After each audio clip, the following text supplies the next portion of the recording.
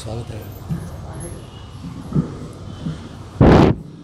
ಆಪಾದಮೌಳಿಪರ್ಯಂತಂ ಗುರುಣಾಂ ಆಕೃತಿಂ ಸ್ಮರೇತ್ ತೇನ ವಿಘ್ನಾಃ ಪ್ರಣಶ್ಯಂತಿ ಸಿದ್ಧ್ಯಂತಿ ಚ ಮನೋರಥಾಃ. ಅರ್ಥಿಕಲ್ಪಿತಕಲ್ಪೋಯಂ ಪ್ರತ್ಯರ್ಥಿ ಗಜಕೇಸರಿ ವ್ಯಾಸತೀರ್ಥ ಗುರುರ್ಭೂಯಾತ್ ಅಸ್ಮದಿಷ್ಟಾರ್ಥ ಸಿದ್ಧೇ. ಶ್ರೀ ವ್ಯಾಸರಾಜ ಗುರುಸಾರ್ವಭೌಮರ ಆರಾಧನಾ ವಿಶೇಷ ಸಾಪ್ತಾಹಿಕ ಪ್ರವಚನ ಮಾಲಿಕೆಯಲ್ಲಿ ಇಂದು ಕೊನೆಯ ದಿನವಾಗಿದೆ. ಇಂದು ಮಧ್ವಶಾಸ್ತ್ರ ಸಂಪನ್ನರಾದ ಶ್ರೀ ಬಾಳಿಗಾರ ರುಚಿರಾಚಾರ್ಯರವರಿಂದ ಶ್ರೀ ವ್ಯಾಸಯೋಗಿ ಚರಿತ ಇದರ ಬಗ್ಗೆ ಪ್ರವಚನ ಇದೆ. ಅವರಿಗೆ ನಮ್ಮ ಶ್ರೀ ಗುರುರಾಜ ಅಸೋಸಿಯೇಷನ್ ಹಾಗೂ ತಮ್ಮೆಲ್ಲರ ಪರವಾಗಿ ಸಾಷ್ಟಾಂಗ ನಮಸ್ಕಾರ ಪೂರ್ವಕವಾಗಿ ಭಕ್ತಿಪೂರ್ವಕವಾಗಿ ಸ್ವಾಗತವನ್ನು ಬಯಸಿ ಕಾರ್ಯಕ್ರಮವನ್ನು ನಡೆಸಿಕೊಳ್ಳಲು ವಿನಂತಿಸಿಕೊಳ್ಳುತ್ತೇನೆ.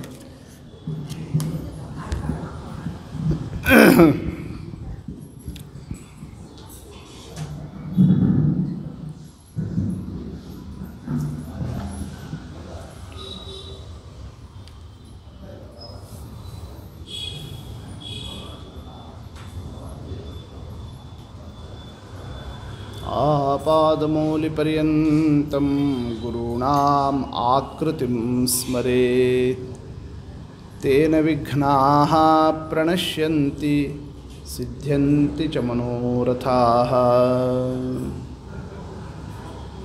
ಅರ್ಥಿಕಲ್ಪಿತಕಲ್ಪೋಯಂ ಪ್ರತ್ಯರ್ಥಿಗಜಕೇಸರಿ ವ್ಯಾಸತೀರ್ಥಗುರುರ್ಭೂಯಾತ್ ಅಸ್ಮದಿಷ್ಟಾರ್ಥಸಿದ್ಧಯೇ. ಮಾಯಾತಂತ್ರಾಮರಾರಿಸ್ಮಯಮಪನಯತೋ ಮಧ್ವಸಿದ್ಧಾಂತನಾಮ್ನಃ ನೇತ್ರಾಣೀವತ್ರಯೋಪಿ ತ್ರಿಜಗತಿ ನೃಹರೇಃ ಇಂಧತೆ ಯತ್ಪ್ರಬಂಧಾಃ. ಯದ್ವಾಗದ್ವೈತವಿದ್ಯಾಚಲಕುಲಕುಲಿಶಪ್ರೌಢಿಮಾಢೌಕತೆ ಸಹ ಶ್ರೇಯೋ ಭೂಯೋ ವಿದಧ್ಯಾತ್ ಸುಮಹಿತಮಹಿಮಾ ಸಂಪ್ರತಿ ವ್ಯಾಸರಾಜಃ.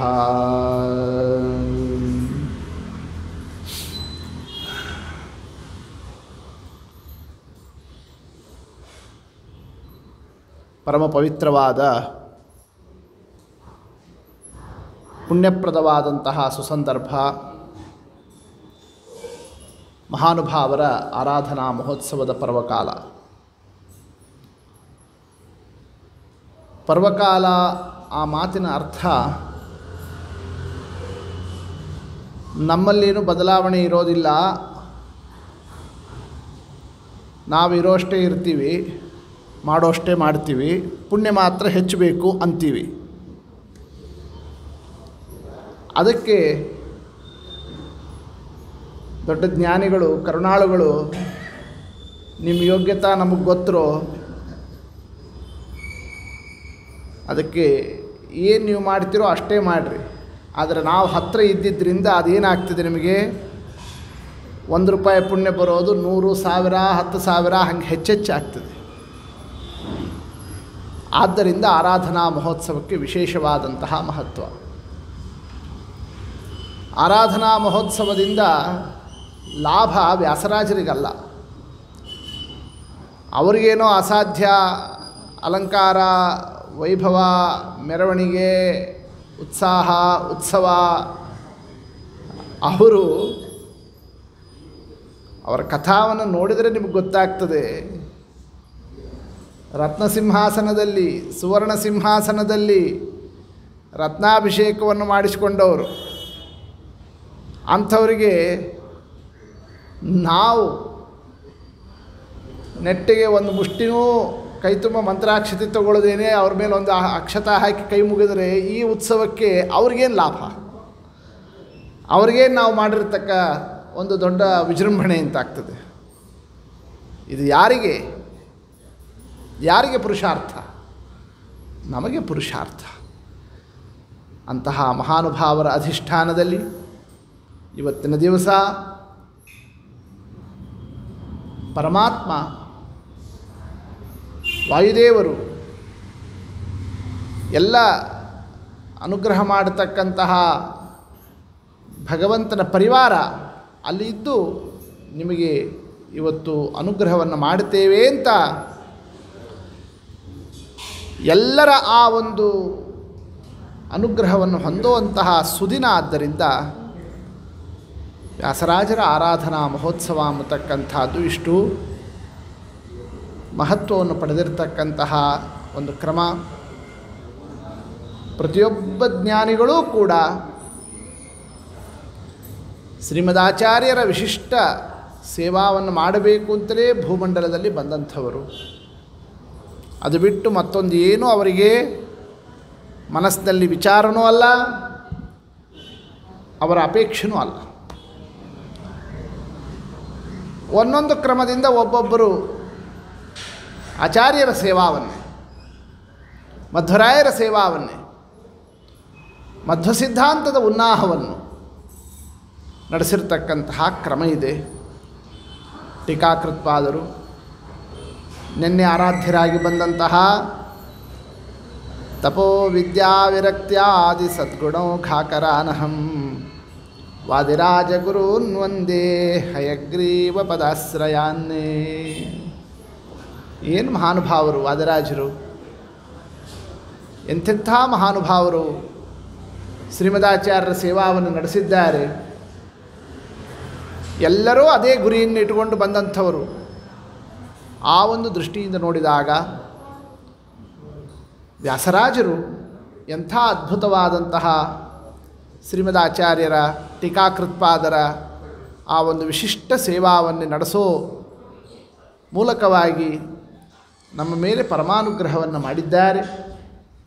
ಅಂಥ ಅದ್ಭುತವಾದಂತಹ ಕಾರ್ಯ, ಅವರ ಚರಿತ್ರೆ, ಅವರ ಸಾಧನೆ, ಅವರ ಬೋಧನೆ, ಅವರ ಗ್ರಂಥ ನಿರ್ಮಾಣ, ಒಂದೊಂದು ಅಂಶದಲ್ಲೂ ಎಲ್ಲವೂ ಮಧ್ವ ಸಿದ್ಧಾಂತದ ಉನ್ನಾಹ.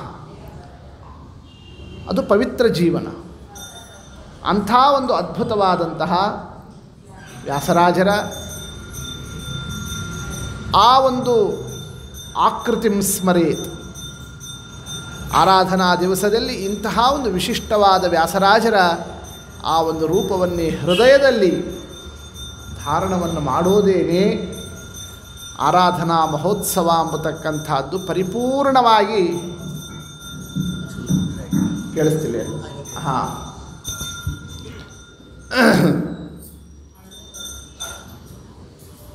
ಸಫಲ ಅಂತಾಗತಕ್ಕಂಥದ್ದು ಆರಾಧನಾ ಮಹೋತ್ಸವ ಅವರ ಪ್ರಾಮಾಣಿಕ ಯಥಾರ್ಥವಾದಂತಹ ರೂಪವನ್ನು ಮನಸ್ಸಿನಲ್ಲಿ ತಗೊಂಡಾಗ ಮಾತ್ರ. ವ್ಯಾಸರಾಜರ ಒಂದು ದಿವ್ಯ ಭವ್ಯವಾದಂತಹ ಚರಿತ್ರೆ, ಅದಕ್ಕೆ ವ್ಯಾಸಯೋಗಿ ಚರಿತ ಅನ್ನೋದು ಒಂದು ಆಕರವಾದಂತಹ ಒಂದು ಗ್ರಂಥ. ವ್ಯಾಸಯೋಗಿ ಚರಿತ ಆ ಒಂದು ಕೃತಿ, ಅದರ ಒಂದು ರಚನೆ, ಸೋಮನಾಥ ಎಂಬತಕ್ಕಂತಹ ಒಬ್ಬ ಕವಿ ಸಮಕಾಲದಲ್ಲಿ ವ್ಯಾಸರಾಜರು ವಾರ್ಧಕ್ಯದಲ್ಲಿದ್ದಂತಹ ಸಮಯದಲ್ಲಿ ಅವರ ದರ್ಶನವನ್ನು ಪಡೆದು ಅವರ ಒಂದು ಸುಂದರ ಚಿತ್ರಣವನ್ನೇ ತನ್ನ ಕಾವ್ಯಕಲಾ ಕೌಶಲದಿಂದ ವರ್ಣನವನ್ನು ಮಾಡಿರತಕ್ಕಂತಹ ಒಂದು ಕೃತಿ ವ್ಯಾಸಯೋಗಿ ಚರಿತ. 5-6 ಭಾಗಗಳಲ್ಲಿ, ಉಲ್ಲಾಸಗಳಲ್ಲಿ ಆ ಒಂದು ಚರಿತ್ರೆಯನ್ನೇ ವರ್ಣನವನ್ನು ಮಾಡಿದ್ದಿದೆ. ಹಂಸಕ್ಷೀರನ್ಯಾಯದಂತೆ ಆ ಒಂದು ವರ್ಣನೆಯಲ್ಲಿ ಬಂದಿರತಕ್ಕಂತಹ ಗುಣಾಂಶ ಏನಿದೆ ಅಲ್ಲಿ ನಮ್ಮ ದೃಷ್ಟಿಯನ್ನು ನಾವು ತಗೊಳ್ಳೋದು ಸೂಕ್ತ ಅಂತ ನಮ್ಮ ಅಭಿಪ್ರಾಯ.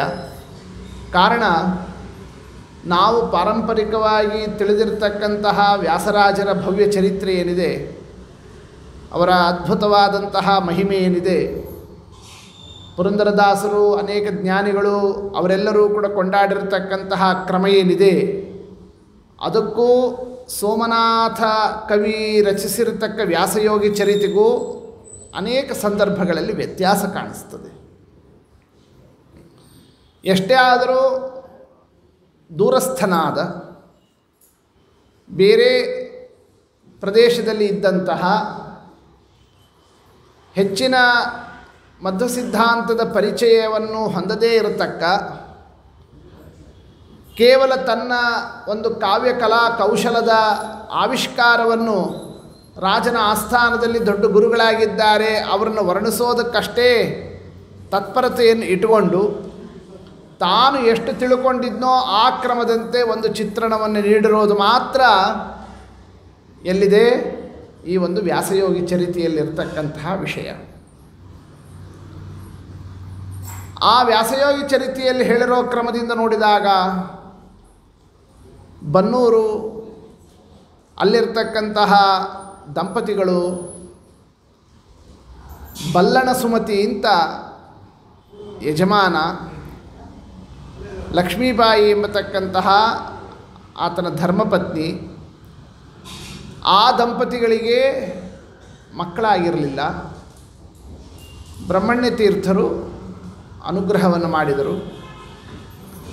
ಆಮೇಲೆ ಅವರಿಗೆ ಪುತ್ರಪ್ರಾಪ್ತಿಯಾಯಿತು. ಒಂದು ಹೆಣ್ಣು, ಒಂದು ಗಂಡು.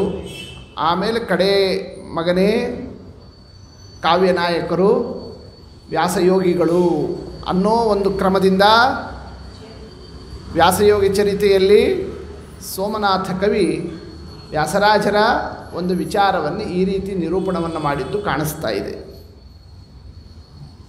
ಆದರೆ ವ್ಯಾಸ ವಿಜಯ ಅಂತ ಶ್ರೀನಿವಾಸ ತೀರ್ಥರು ನಿರ್ಮಾಣ ಮಾಡಿದ್ದು, ಇನ್ನೂ ಅನೇಕ ದಾಸವರ್ಯರು, ಪುರಂದರದಾಸರು ಅವರೆಲ್ಲರೂ ಕೂಡ ವರ್ಣನ ಮಾಡಿದ್ದು, ಅಲ್ಲೆಲ್ಲ ಬಂದಿರತಕ್ಕಂತಹ ವಿಚಾರ ಏನಿದೆ ಅದನ್ನು ನಾವು ಕೇಳಿದಾಗ, ಅಲ್ಲಿ ಮನಸ್ಸಿಟ್ಟಾಗ ಅದರಿಂದ ನಮ್ಮ ಹೃದಯದಲ್ಲಿ ಭಕ್ತಿಯ ರೂಪ ಬರುವಂತೆ ಈ ಕಥಾದಲ್ಲಿ ಸಿಗೋದಿಲ್ಲ. ಎಷ್ಟು ಚಂದ ಅವರ ಅವತಾರದ ಕ್ರಮ ಅಲ್ಲಿ ಹೇಳಿರೋದು. ಅದನ್ನೇ ಪುರಂದರದಾಸರ ಒಂದು ಹಾಡಿನಲ್ಲಿ ಅದನ್ನು ನಿರೂಪಣವನ್ನು ಮಾಡತಕ್ಕಂತಹ ಸಂದರ್ಭದಲ್ಲಿ ವ್ಯಾಸರಾಜರ ಆ ಒಂದು ನಿರೂಪಣವನ್ನೇ ಗುರುವ್ಯಾಸರಾಯರ ಮಹಿಮೆಗಳ ಕೇಳಿ ಹರುಷದ್ಯೋ ಕೊಂಡಾಡಿ ನಲಿದಾಡಿ ಜನರು. ಗುರುವ್ಯಾಸರಾಯರ ಮಹಿಮೆಗಳ ಕೇಳಿ ಅಂದು ಬ್ರಹ್ಮಣ್ಯ ತೀರ್ಥರಿಗೆ ಬದರಿಯಲಿ ಮುದದಿಂದಲಿ ನರ ನಾರಾಯಣರು ಕಂದನ ಕೊಡೆವೆನೆಂದು ಭಿಕ್ಷೆಯ ನೀಡೇ ತಂದೆ ಮಧ್ವೇಷ ನಿನ್ನ ದಯವಿರಲಿ ಎಂದು.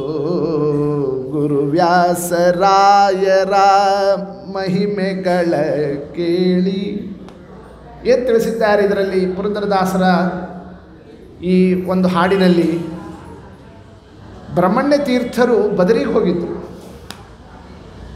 ಅಲ್ಲಿ ಬದರಿಗೆ ಹೋಗಿ ನರನಾರಾಯಣ ರೂಪಿ ದೇವರಲ್ಲಿ, ಸ್ವಾಮಿ ನನಗೆ ಒಳ್ಳೆ ಕಂದ, ಮುಂದಿನ ಉತ್ತರಾಧಿಕಾರಿ ಬೇಕು ಅಂತ ಅವರು ಭಿಕ್ಷಾವನ್ನೇ ದೇವರಲ್ಲಿ ಬೇಡಿದಾಗ ಪರಮಾತ್ಮ ಅಂಥ ವಿಶಿಷ್ಟನಾಗಿರತಕ್ಕಂಥ ಕಂದನನ್ನೇ ನಿನಗೆ ಕೊಡುತ್ತೇನೆ ಅಂತ ಅನುಗ್ರಹವನ್ನು ಮಾಡಿದ್ದಾರೆ. ಆ ಅನುಗ್ರಹವನ್ನು ತಗೊಂಡು ಸಂಚಾರ ಕ್ರಮದಿಂದ ಬ್ರಹ್ಮಣ್ಯ ತೀರ್ಥರು ಮುನ್ನ ಬ್ರಹ್ಮಣ್ಯ ತೀರ್ಥರು ಸಂಚರಿಸುತ್ತಾ ಬನ್ನೂರು ಮಾರ್ಗದಲ್ಲಿ ಬರುತ್ತಿರಲು ಕನ್ಯೆಯೊಬ್ಬಳು ತನ್ನ ಪತಿಯ ಭಿಕ್ಷೆಯ ಬೇಡೆ. ಕನ್ಯೆಯೊಬ್ಬಳು ತನ್ನ ಪತಿಯ ಭಿಕ್ಷೆಯ ಬೇಡೆ ಚೆನ್ನಾಗಿ ಮಾಂಗಲ್ಯ ಕರುಣಿಸಿತ್ತರು ಅಂದು. ಏನು ಕಥಾ? ಬ್ರಹ್ಮಣ್ಯ ತೀರ್ಥರು ಸಂಚಾರ ಕ್ರಮದಿಂದ ಬಂದಿದ್ದಾರೆ. ಬನ್ನೂರಿನ ಸಮೀಪದಲ್ಲಿ ಅಲ್ಲಿರ್ತಕ್ಕಂತಹ ಪತಿವ್ರತ ಸ್ತ್ರೀ ಮಾಂಗಲ್ಯ ಅದು ಛಿನ್ನವಾಗಿರ್ತಕ್ಕಂತಹ ಒಂದು ಸಂದರ್ಭ ಯಜಮಾನ ಮೃತನಾಗಿದ್ದಾನೆ. ಆ ಸಂದರ್ಭದಲ್ಲಿ ಗತಿಯೇನು, ಪತಿಯ ಆ ಒಂದು ಮೃತಿಯ ಸಂದರ್ಭ ಬಂತಲ್ಲ ಅಂತ ವಿಚಾರದಲ್ಲಿ ಸಹಗಮನವನ್ನು ಮಾಡಬೇಕು ಅಂತ ಬೇಡಿದಳು ಅಂತ ನಾವು ಐತಿಹ್ಯವನ್ನು ಕೇಳೋದು. ಕಲಿಯುಗದಲ್ಲಿ ಸಹಗಮನಕ್ಕೆ ಅವಕಾಶವನ್ನೇ ನೀಡಿಲ್ಲ. ಕಾರಣ ಅಷ್ಟು ದೇಹಾಭಿಮಾನವನ್ನೇ ಬಿಟ್ಟು ಪತಿಯ ಚಿತೆಯಲ್ಲಿ ಅಗ್ನಿಯಲ್ಲಿ ಜೀವಂತವಾಗಿ ಸ್ತ್ರೀಯಾದಂಥವಳು ತನ್ನ ಶರೀರವನ್ನು ಅರ್ಪಣವನ್ನು ಮಾಡುವುದು ದುಸ್ಸಾಧ್ಯ.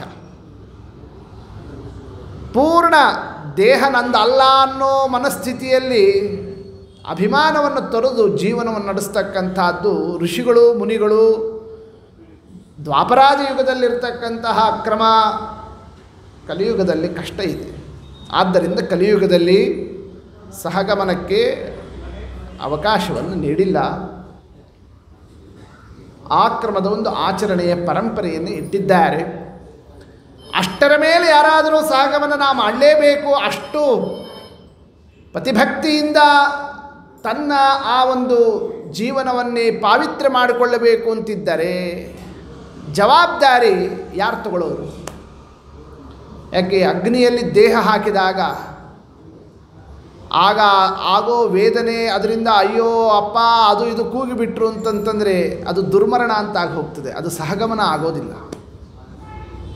ಯಾವ ಒಂದು ಮನೋವಿಕಾರನೂ ಆಗಬಾರ್ದು, ದುಃಖನೂ ಆಗಬಾರ್ದು, ನೋವು ಆಗಬಾರ್ದು. ಆ ಕ್ರಮದಿಂದ ದೇಹ ನಂದು ಅಲ್ಲ ಅನ್ನೋ ಮಟ್ಟಕ್ಕೆ ದೇಹಾಭಿಮಾನವನ್ನು ಬಿಟ್ಟು ಸಹಗಮನವನ್ನು ಮಾಡೋದು ಕಲಿಗಾಲದಲ್ಲಿ ಹೆಂಗೆ ಸಾಧ್ಯ? ಯಾರಾದರೂ ಇಲ್ಲ ನಾ ಹಂಗೆ ಮಾಡ್ತೀನಿ ಅಂತಂದರೆ ಅಂಥ ಮನಸ್ಸು, ಅಷ್ಟು ಪಕ್ವತೆ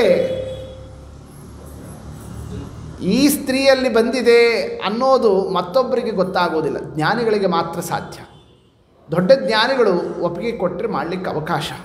ಆ ಕ್ರಮದಂತೆ ಸಮೀಪದಲ್ಲಿ ಬ್ರಹ್ಮಣ್ಯ ತೀರ್ಥರು ಸಂಚಾರ ಕ್ರಮದಿಂದ ಬಂದಿದ್ದನ್ನು ತಿಳಿದು ಸಹಗಮನಕ್ಕೆ ದೊಡ್ಡ ಜ್ಞಾನಿಗಳವರು, ಅಂಥವರು ಒಪ್ಪಿಗೆ ಕೊಟ್ಟರೆ ಅವಶ್ಯ ಆಗ್ತದೆ. ಎಂಥ ಜ್ಞಾನಿಗಳು ಬ್ರಹ್ಮಣ್ಯ ತೀರ್ಥರು ಅಂತಂತಂದರೆ ಸದ್ಯೋ ಭಿಕ್ಷಾ ಕಾಲದ ಮಠ. ಆಗ ಮಠದಲ್ಲಿ ಚಿಕ್ಕಡಿಗೆ ಅಡಿಗೆ ಮಾಡೋರು, ಅಡಿಗೆ ತಂದಿಡೋದು ಅವೆಲ್ಲ ವ್ಯವಸ್ಥೆ ಇರಲಿಲ್ಲ. ಮಠ ಅಂದರೆ ಕೇವಲ ಶಿಷ್ಯರು ಮಾತ್ರ ಇರತಕ್ಕ ಸ್ಥಳ, ಅಡಿಗೆಯವರಿರೋ ಸ್ಥಳ ಅಲ್ಲ. ಮತ್ತೊಂದು ಯಾವ ವಿಚಾರನೂ ಮಠದಲ್ಲಿ ಇಲ್ಲ. ಪಾಠ, ಪ್ರವಚನ, ಪುಸ್ತಕ, ಶಿಷ್ಯರು ಇಷ್ಟೇ. ಇನ್ನು ಎರಡನೇ ಯಾವ ವ್ಯವಹಾರ ಇಲ್ಲ ಮಠ ಅಂದರೆ. ಮತ್ತು ಊಟ ಹೆಂಗೆ ನಡೆಯೋದು? ಯಾವ ಊರಿನಲ್ಲಿ ಯತಿಗಳಿರ್ತಾರೋ ಅಲ್ಲೇನೇ ಇರ್ತಕ್ಕಂತಹ ಬ್ರಾಹ್ಮಣರ ಮನೆಯಲ್ಲಿ ಹೋಗಿ ಭಿಕ್ಷಾವನ್ನು ಬೇಡಿಕೊಂಡು ಬರಬೇಕು. ಆ ಬ್ರಾಹ್ಮಣರ ಮನೆಯಲ್ಲೂ ಕೂಡ ಶುಚಿರ್ಭೂತ ಸ್ತ್ರೀಯರು ಅವರೇ ಅಡುಗೆ ಮಾಡ್ತಿದ್ರು. ಆ ಭಿಕ್ಷಾವನ್ನೇ ಅವರು ನೀಡಿದ್ದನ್ನು ತಂದು ಅದನ್ನು ಬ್ರಹ್ಮಣ್ಯ ತೀರ್ಥರಿಗೆ ಅವರು ಮುಂದೆ ಇಟ್ಟಾಗ ಅವರು ಅದನ್ನು ದೇವರಿಗೆ ನೈವೇದ್ಯವನ್ನು ಮಾಡಿ ಆಮೇಲೆ ಭೋಜನವನ್ನು ಮಾಡತಕ್ಕ ಈ ಒಂದು ಪದ್ಧತಿ. ಬ್ರಹ್ಮಣ್ಯ ತೀರ್ಥರ ಮಹಿಮಾ ಎಷ್ಟು ದೊಡ್ಡದು ಅಂತಂತಂದರೆ, ಎಲ್ಲ ಮನೆಗೆ ಹೋಗಿ ಭಿಕ್ಷಾವನ್ನು ಬೇಡಿಕೊಂಡು ಅಡಿಗೆಯೆಲ್ಲ ತಂದು ಆ ಅಡಿಗೆಯನ್ನು ತಂದು ಆ ನೈವೇದ್ಯಕ್ಕೆ ಅಂತ ದೇವ್ರ ಮುಂದೆ ಇಡೋ ಅಷ್ಟೊತ್ತಿಗಾಗಲೇ ಅದು ಸ್ವಲ್ಪ ಆರು ಹೋಗಿರ್ತಿತ್ತು, ತಣ್ಣಗಾಗಿರ್ತಿತ್ತು. ತಣ್ಣಗಾದಾಗ ಬ್ರಹ್ಮಣ್ಯ ತೀರ್ಥರು ಶಂಖೋದಕವನ್ನು ತಗೊಂಡು ಪ್ರೋಕ್ಷಣವನ್ನು ಮಾಡಿ ಹೀಗೆ ದೃಷ್ಟಿ ಅದರ ಮೇಲೆ ಬೀರಿದರೆ ಉಗ ಬರ್ತಿತ್ತು. ಯಾರವರು? ಸಾಕ್ಷಾತ್ ಸೂರ್ಯನೇ. ಅಂದ ಮೇಲೆ ಅಂಥ ತಪಸ್ವಿಗಳು ಇದ್ದಾರೆ ಅಂತಂದ ಮೇಲೆ ಅವರಲ್ಲಿ ಸಹಗಮನಕ್ಕೆ ಒಪ್ಪಿಗೆ ತಗೊಂಡ್ಬಿಟ್ರೆ ಅವರು ನಮ್ಮ ಯೋಗ್ಯತಾವನ್ನು ನೋಡಿ ಅವಶ್ಯವಾಗಿ ಮಾಡಬಹುದು ಅಂತಾದರೆ ತಿಳಿಸ್ತಾರೆ ಅಂತ ಆ ಹೆಣ್ಮಗಳು ಬಂದು ಕನ್ಯೆಯೊಬ್ಬಳು ತನ್ನ ಪತಿಯ ಭಿಕ್ಷೆಯ ಬೇಡೆ. ಯಜಮಾನರು ಹೋಗಿದ್ದಾರೆ, ಇನ್ನು ನನ್ನ ಗತಿಯೇನು, ಇನ್ನು ಸಹಗಮನ ಆಗಬೇಕು ಅಂತ ಹೀಗೆ ಬೇಡಿದ್ಲು ಅಂತ ಒಂದು ಕಥಾ. ಇಲ್ಲ ಯಜಮಾನರನ್ನು ಬದುಕಿಸ್ಲಿ ಅಂತ ಮತ್ತೊಂದು ಕ್ರಮದಿಂದ ಅವರಲ್ಲಿ ಪ್ರಾರ್ಥನವನ್ನು ಮಾಡಿದಾಗ ಅವರ ಬಾಯಿಂದ ಏನು ಬಂತು? ಸುಮಂಗಲಿ ಭವ, ಸುಪುತ್ರವತಿ ಭವ. ಈ ಕ್ರಮದಿಂದ ಬ್ರಹ್ಮಣ್ಯ ತೀರ್ಥರ ಮುಖದಿಂದ ಬಂದಂತಹ ಆ ಒಂದು ಶಬ್ದಗಳು ಆಶ್ಚರ್ಯ ಕೇಳಿದವರಿಗೆ, ಗಂಡ ಯಜಮಾನ ಇಲ್ಲ ಅನ್ನೋ ಸ್ಥಿತಿಯಲ್ಲಿ ಆ ಹೆಣ್ಮಗಳು ಬಂದಾಗ ಸುಮಂಗಲಿ ಭವ ಅಂತ ಆಶೀರ್ವಾದ ಮಾಡ್ತಾರಲ್ಲ ಯತಿಗಳು, ಅವರು ಪ್ರಾಯ ಏನು ಪರಿಸ್ಥಿತಿ ಅನ್ನೋದು ಗಮನಕ್ಕೆ ಬಂದಿಲ್ಲ ಅಂತ ಕಾಣಿಸ್ತದೆ. ಅಂತ ಸಾಮಾನ್ಯರು ವಿಚಾರವನ್ನು ಮಾಡುತ್ತಿದ್ದರೆ ಅಥವಾ ಕೆಲವರು ಅವ್ರ ಗಮನಕ್ಕೆ ತಂದಾಗ, ಏನು ಸ್ವಾಮಿಗಳೇ ಹಿಂಗೆ ಮಾತನಾಡಿಬಿಟ್ರಿ ಸುಮಂಗಲಿ ಭವ ಅಂತ, ಯಜಮಾನ ಹೋಗಿದ್ದಾನೆ ಅಂಥ ಸ್ಥಿತಿಯಲ್ಲಿದ್ದಾಳ ಆ ಹೆಣ್ಮಗಳು. ಏನಂದ್ರು ಅವರು? ವೇದಶಾಸ್ತ್ರ ಪಾಠ ಪ್ರವಚನವನ್ನು ಮಾಡೋ ನಾಲಿಗೆಯಲ್ಲಿ ದೇವರು ಈ ಶಬ್ದವನ್ನು ನುಡಿಸಿದ್ದಾನೆ ಅಂತಂದರೆ ಅವಳು ಸುಮಂಗಲಿನೇ, ಅವನ ಯಜಮಾನ ಮೃತನಾಗಿಲ್ಲ ಅಂತ ಹೀಗೆ ಆ ಒಂದು ತಮ್ಮ ನಿಷ್ಠಾವನ್ನು ತಿಳಿಸ್ತಾ ಆ ಸಂದರ್ಭದಲ್ಲಿ ಪ್ರೋಕ್ಷಣ ಮಾಡ್ತಿದ್ದಂತೆಯೇ ಮಲಗಿರೋನು ಹೆಂಗೆ ಎದ್ದು ಬಿಡಬೇಕು ಹಾಗೆ ಮೃತನಾದಂತಹ ಪತಿ ಉತ್ಥಿತನಾದ. ಹೀಗೆ ಉದ್ಧಾರವನ್ನು ಮಾಡಿರ್ತಕ್ಕಂತಹ ಕ್ರಮ. ಅಷ್ಟೇ ಅಲ್ಲ, ಅವರಿಗೆ ಸೂಚನೆ ಆಗಿತ್ತು, ಬದರಿಯಲ್ಲೇನೇ ದೇವರು ಕೊಟ್ಟಿದ್ದ. ಅದೇ ಅಲ್ಲಿ ಅವರು ಕಂಡರು ಅಂತ ಕಾಣಿಸ್ತದೆ. ನಿನ್ನಲ್ಲಿ ಮೊದಲು ಜನಿಸಿದ ಪುತ್ರನ್ನ ಸನ್ಮಾನ್ಯದಿಂದ್ಯಮಗೆ ಕೊಡು ಎನ್ನಲು, ಧನ್ಯಳಾದೆನು ಎಂದು ಪಾದಕ್ಕೆ ಎರಗುತ್ತಾ ಸುಮಾನದಲ್ಲಿ ಮಾಂಗಲ್ಯ ಪಡೆದಳಂದು. ನೋಡು, ಮಗ ಹುಟ್ಟುತ್ತಾನೆ, ಮೊದಲು ಹುಟ್ಟವನ್ನೇ ನಮಗೆ ಕೊಟ್ಬಿಡು, ಎರಡನೇವನ್ನ ನಿಮ್ಮ ಮನೇಲಿ ಇಟ್ಕೊಳ್ಳು. ಈ ಕ್ರಮದಿಂದ ಅಂದರೆ ಇಬ್ಬರು ಮಕ್ಕಳು ಹುಟ್ಟಿದ್ದಂತೂ ಕಥಾ ಇದೆ. ಆದರೆ ಈ ವ್ಯಾಸಯೋಗಿ ಚರಿತ್ರದಲ್ಲಿ ಹೇಳಿದ್ದು ಕಡೇ ಮಗ ಯಾರು? ವ್ಯಾಸರಾಜರು ಅಂತ ಈ ಕ್ರಮದಿಂದ ಇವರು ಚಿತ್ರಣವನ್ನು ಕೊಟ್ಟಿದ್ದಾರೆ. ಆದರೆ ವ್ಯಾಸರಾಜರ ಚರಿತ್ರೆಯನ್ನು ಪುರಂದರದಾಸರು ಹೇಳಿದ್ದನ್ನು ನಾವು ವಿಶ್ವಾಸ ಮಾಡ್ತೇವೆ ಹೊರತು ಯಾರೋ ಒಬ್ಬ ಕವಿ ಹಿಂದೆ ಮುಂದೆ ಗೊತ್ತಿಲ್ಲದೇನೆ ಏನೋ ಒಂದು ಏನು ಕೇಳ್ಕೊಂಡು ಏನು ಬರೆದ್ನೋ ಏನೋ ಆತ, ಅದಕ್ಕೆ ನಾವು ಅಷ್ಟು ಮಹತ್ವ ಕೊಡ್ತಕ್ಕಂಥದ್ದು ಸಾಧ್ಯ ಇಲ್ಲ. ಅದರಂತೆ ಬ್ರಹ್ಮಣ್ಯ ತೀರ್ಥರು ತಂದೆ ತಾಯಿಗೆ ಆನಂದವಾಗಲು ಗರ್ಭವತಿಯಾಗಿದ್ದಾಳೆ, ಆನಂದವನ್ನು ಪಡ್ತಾ ಇದ್ದಾರೆ.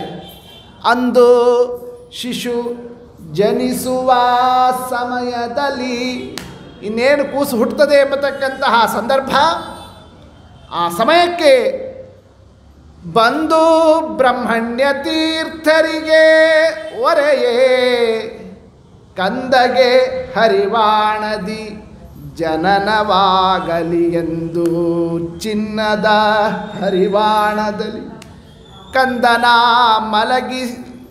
ಮಲಗಿಸಿ ಪಾವನ್ನನ ಮೇಳದಿ ಮಠಕ್ಕೆ ತರಲು.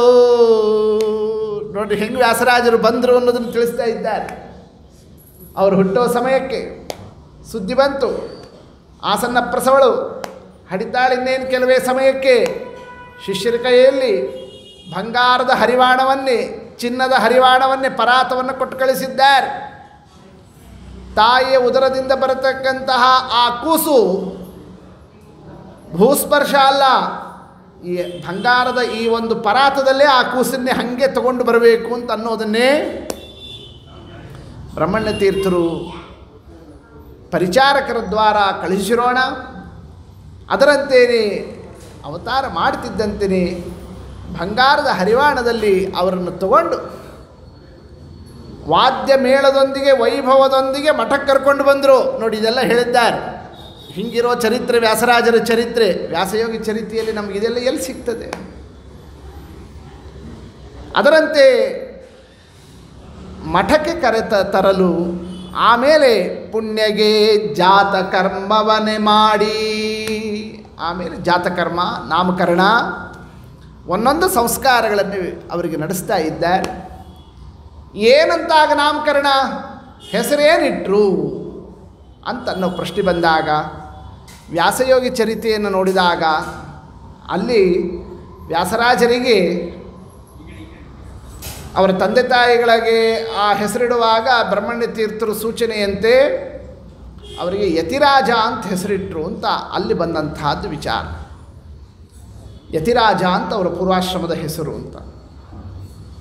ಆದರೆ ಯತಿರಾಜ ಎಂಬತಕ್ಕಂಥ ಹೆಸರು ಸ್ವಲ್ಪ ವಿಚಾರ ಮಾಡೋಣ. ಆ ಕ್ರಮದಿಂದ ವ್ಯಾಸರಾಜರ ಪೂರ್ವಾಶ್ರಮದ ಹೆಸರಾಗಿದ್ದರೆ ಅದು ಹೌದು ಅಂತ ಅನ್ನೋದು ನಾವು ಒಪ್ಪೋದಾದರೆ ಅವತ್ತಿನಿಂದ ಇವತ್ತಿನ ತನಕ ಯಾರಾದರೂ ಅಂಗಾರಾಕ್ಷಂತಿ ಹಚ್ಕೊಳ್ಳೋರ ಮನೆಯೊಳಗೆ ಯತಿರಾಜ ಅಂತ ಹೆಸರಿಟ್ಟರು, ವ್ಯಾಸರಾಜರಿಗೆ ಹಿಂಗೆ ಹೆಸರಿತ್ತಪ್ಪ ಅಂಥದ್ದು ನಮ್ಮ ಮಾಧ್ವರಲ್ಲಿ ಆ ಹೆಸರನ್ನಿಡೋ ಪದ್ಧತಿ ಇದೆ ಅಂತ ಎಲ್ಲಾದರೂ ಕಾಣಿಸ್ತದ? ಯಾರಾದರೂ ಕೂಡ ಆ ಹೆಸರನ್ನು ಇಟ್ಟಿದ್ದು ನಿಮಗೆಲ್ಲಾದರೂ ಗಮನದಲ್ಲಿದೆಯಾ? ಸ್ವಲ್ಪ ಪರಾಮರ್ಶೆ ಮಾಡಿ ನೋಡ್ರಿ. ಅದು ನಮ್ಮ ಈ ವೈಷ್ಣವ ಪರಂಪರೆಯಲ್ಲಿ ಬಳಕೆಯಲ್ಲಿರ್ತಕ್ಕ ಶಬ್ದ ಆಗಿಲ್ಲ. ಅದು ಮತ್ತೊಂದು ಶ್ರೀ ವೈಷ್ಣವ ಪರಂಪರೆಯಲ್ಲಿರ್ತಕ್ಕ ಶಬ್ದ. ಅದು ಅಂದರೆ ಸೋಮನಾಥ ಕವಿ ಹೆಸರನ್ನೇ ಪ್ರತಿಪಾದನೆ ಮಾಡೋದರಲ್ಲಿ ಅವರ ನಾಮಕರಣದ ವಿಚಾರದಲ್ಲಿ ಅವರಿಗೆ ಯತಿರಾಜ ಅಂತನ್ನೋ ಒಂದು ಹೆಸರಿತ್ತು ಅಂತ ಉಲ್ಲೇಖ ಮಾಡಿದ್ದಿದೆ. ಆದರೆ ಪುರಂದರದಾಸರು ಅವರು ತಿಳಿಸಬೇಕಾದರೆ ಚಿನ್ನದ ಹರಿವಾಣದಲ್ಲಿ ಕಂದನ ಮಲಗಿಸಿ ತಂದು ಪಾವನ್ನ ಮೇಳದಿ ಮಠಕ್ಕೆ ತರಲು ಪುಣ್ಯಗೆ ಜಾತಕರ್ಮವನೆ ಮಾಡಿ ಚೆನ್ನ ವ್ಯಾಸರಾಯರೆಂಬ ಪೆಸರಿಟ್ಟರಂದು ವ್ಯಾಸ ಗುರು ವ್ಯಾಸರಾಯರ ಮಹಿಮೆಗಳ ಕೇಳಿ. ಅಂದರೆ ದಾಸರಾಯರು ಏನು ತಿಳಿಸಿದ್ದಾರೆ? ಅವ್ರಿಗೇನಂತ ನಾಮಕರಣ? ಪೂರ್ವಾಶ್ರಮದಲ್ಲೂ ಅವರಿಗೆ ವ್ಯಾಸರಾಜರು ಅಂತಲೇ ಅವರಿಗೆ ನಾಮಕರಣ. ಅದನ್ನೇ ಏನು ಮಾಡಿದ್ದಾರೆ ಅವರು? ಸನ್ಯಾಸಾಶ್ರಮದಲ್ಲೂ ಮುಂದಿದು ಮಾಡಿದ್ದಾರೆ. ಅಲ್ಲ, ಸನ್ಯಾಸಾಶ್ರಮದಲ್ಲಿ ಪೂರ್ವಾಶ್ರಮದ ಹೆಸರು ಇದು ಎಲ್ಲ ತೆಗೆದು ಬಿಡ್ತಾರೆ. ಅದನ್ನೆಲ್ಲವನ್ನು ಕೂಡ ಮತ್ತೆ ತ್ಯಾಗವನ್ನು ಮಾಡಿ ಆಮೇಲೆ ಬೇರೆ ಹೆಸರಿಡೋದು ಎಲ್ಲ ಲೋಕದಲ್ಲಿರೋ ಪದ್ಧತಿ ಹೌದಲ್ಲ. ನಮ್ಮ ಶ್ರೀಮದ್ ಆಚಾರ್ಯರು ವಾಸುದೇವ ಅಂತಿತ್ತು. ಆಮೇಲೆ ಏನಾದರೂ ಅವರು ಪೂರ್ಣಪ್ರಜ್ಞಾಖ್ಯ ಆಸೀತ್ ಯತಿಕುಲ ತಿಲಕಃ ಪೂರ್ಣಪ್ರಜ್ಞರು ತಾದರು. ಟೀಕಾರಾಯರು ಅವರಿಗೆ ದೊಡ್ಡಪ್ಪ ಅಂತ ಅವ್ರಿಗೆ ಹೆಸರಿತ್ತು. ಆಮೇಲೆ ಅವರು ಜಯತೀರ್ಥರು ಅಂತ ಆದರು. ನಿನ್ನೆ ದಿವಸ ಬಂದಂಥವರು ಭೂವರಾಚಾರ್ಯರು, ಭೂವರಾಹ ಅಂತ ಅವ್ರ ಹೆಸರು. ಆಮೇಲೆ ಏನಾದರು? ವಾದಿರಾಜರು ಅಂತಾದರು. ಹೀಗೆ ಪ್ರತಿಯೊಬ್ಬರದು ಪೂರ್ವಾಶ್ರಮದಲ್ಲಿರೋ ಒಂದಂಶನೂ ಪಶ್ಚಿಮಾಶ್ರಮದಲ್ಲಿ ಸನ್ಯಾಸಾಶ್ರಮದಲ್ಲಿ ಅದನ್ನು ಪರಿಗ್ರಹ ಮಾಡತಕ್ಕಂಥದ್ದಕ್ಕೆ ಅವಕಾಶ ಕಾಣೋದಿಲ್ಲ. ಆದರೆ ಇಲ್ಲಿ ಮಾತ್ರ ಇವರಿಗೆ ಚೆನ್ನ ವ್ಯಾಸರಾಯರೆಂಬ ಪೆಸರಿಟ್ಟರು ಅಂದು ವ್ಯಾಸರಾಜರು ಅಂತ ಇವರಿಗೆ ಹೆಸರನ್ನು ಇಟ್ಟಿದ್ದಾರೆ ಅಂತ ಈ ಒಂದು ಹಾಡಿನಲ್ಲಿ ಹೇಳ್ತಾ ಇದ್ದಾರಲ್ಲ. ಅಂದಮೇಲೆ ವ್ಯಾಸರಾಯರು ಎಂಬತಕ್ಕಂಥದ್ದು ಪೂರ್ವಾಶ್ರಮದಲ್ಲೇ ಹೆಸರಾಗಿಬಿಟ್ರೆ ಸನ್ಯಾಸಾಶ್ರಮದಲ್ಲಿ ಮತ್ತೆ ಹಂಗಾರೆ ಅವ್ರಿಗೇನು ಹೆಸರು ಬದಲಾಯಿಸಬೇಕಾಗಿತ್ತಲ್ಲ ಅಂತ ಹಿಂಗೆ ಪ್ರಶ್ನೆ ಬರ್ತದಷ್ಟೆ. ಅದಕ್ಕೆ ಹೀಗೆ ನಾವು ತಿಳಿಬಹುದು ಏನಂತ, ಪೂರ್ವಾಶ್ರಮ ಅಲ್ಲಿರ್ತಕ್ಕ ಹೆಸರು ತಂದೆ ತಾಯಿಗಳು ಇಟ್ಟ ಹೆಸರಾಗಿದ್ದರೆ ಆಗ ಗುರುಗಳೇನು ಮಾಡ್ತಾರೆ? ಅವರು ಅದನ್ನು ಬದಲಾಯಿಸಬೇಕಾಗ್ತದೆ. ಈಗ ಗುರುಗಳೇ ಹೆಸರಿಡ್ತಾ ಇದ್ದಾರೆ. ನಾಮಕರಣ ಆಗೋ ಸಮಯದಲ್ಲಿ ಗುರುಗಳೇನೇ ಅವ್ರಿಗೇನು ಮಾಡಿದರು? ಮಠಕ್ಕಾಗಲೇ ಕರ್ಕೊಂಬಂದು ಆಗಿ ಹೋಗಿದೆ. ಆಗ ಅವ್ರಿಗೆ ಹೆಸರನ್ನಿಟ್ಟಿರ್ತಕ್ಕಂಥದ್ದು. ಆದ್ದರಿಂದ ಅವರಿಗೆ ಅವ್ರ ಯತಿಗಳು ಜನ್ಮತಃನೇ ಯತಿಗಳಿದ್ದಂತೆ. ಈಗ ಯಾಕೆ ತಂದೆ ತಾಯಿನ ಬಿಟ್ಟು ಎಲ್ಲ ಬಂದು ಆಗಿ ಹೋಗಿದೆ. ಸುಮ್ಮನೆ ಒಂದು ನಿಮಿತ್ತಕ್ಕೂ ಆ ಒಂದು ಸಂಸ್ಕಾರ ಆಗೋ ತನಕ ಕಾಯೋದೇ ಹೊರತು. ಆದ್ದರಿಂದ ಚನ್ನವ್ಯಾಸರಾಯರೆಂಬ ಪೆಸರಿಟ್ಟರಂದು ಗುರುವ್ಯಾಸರಾಯರ ಮಹಿಮೆಗಳ ಕೇಳಿ. ನಮಗೆ ವ್ಯಾಸಯೋಗಿ ಚರಿತವನ್ನೇ ವ್ಯಾಸರಾಜರ ಆರಾಧನಾ ಸಂದರ್ಭದಲ್ಲಿ ಹೇಳಬೇಕು ಅಂತ ಇಲ್ಲಿ ರಾಯರು ಪ್ರೇರಣೆ ಮಾಡಿದ್ದಾರೆ ವ್ಯವಸ್ಥೆ ಮಾಡುವವರಿಗೆ. ಅದರಂತೆ ಗುಣದೋಷ ವಿಚಾರವನ್ನು ಇಟ್ಟುಕೊಂಡು ಹೇಳಬೇಕಾದದ್ದು ಕರ್ತವ್ಯ, ಆದ್ದರಿಂದ ತಿಳಿಸ್ತಾ ಇದ್ದೇವೆ. ವ್ಯಾಸಯೋಗಿ ಚರಿತದಲ್ಲಿ ಹೇಳಿರೋದು ಎಲ್ಲವನ್ನೂ ನಾವು ತಗೊಳ್ಳೋದು ಕಷ್ಟ ಇದೆ.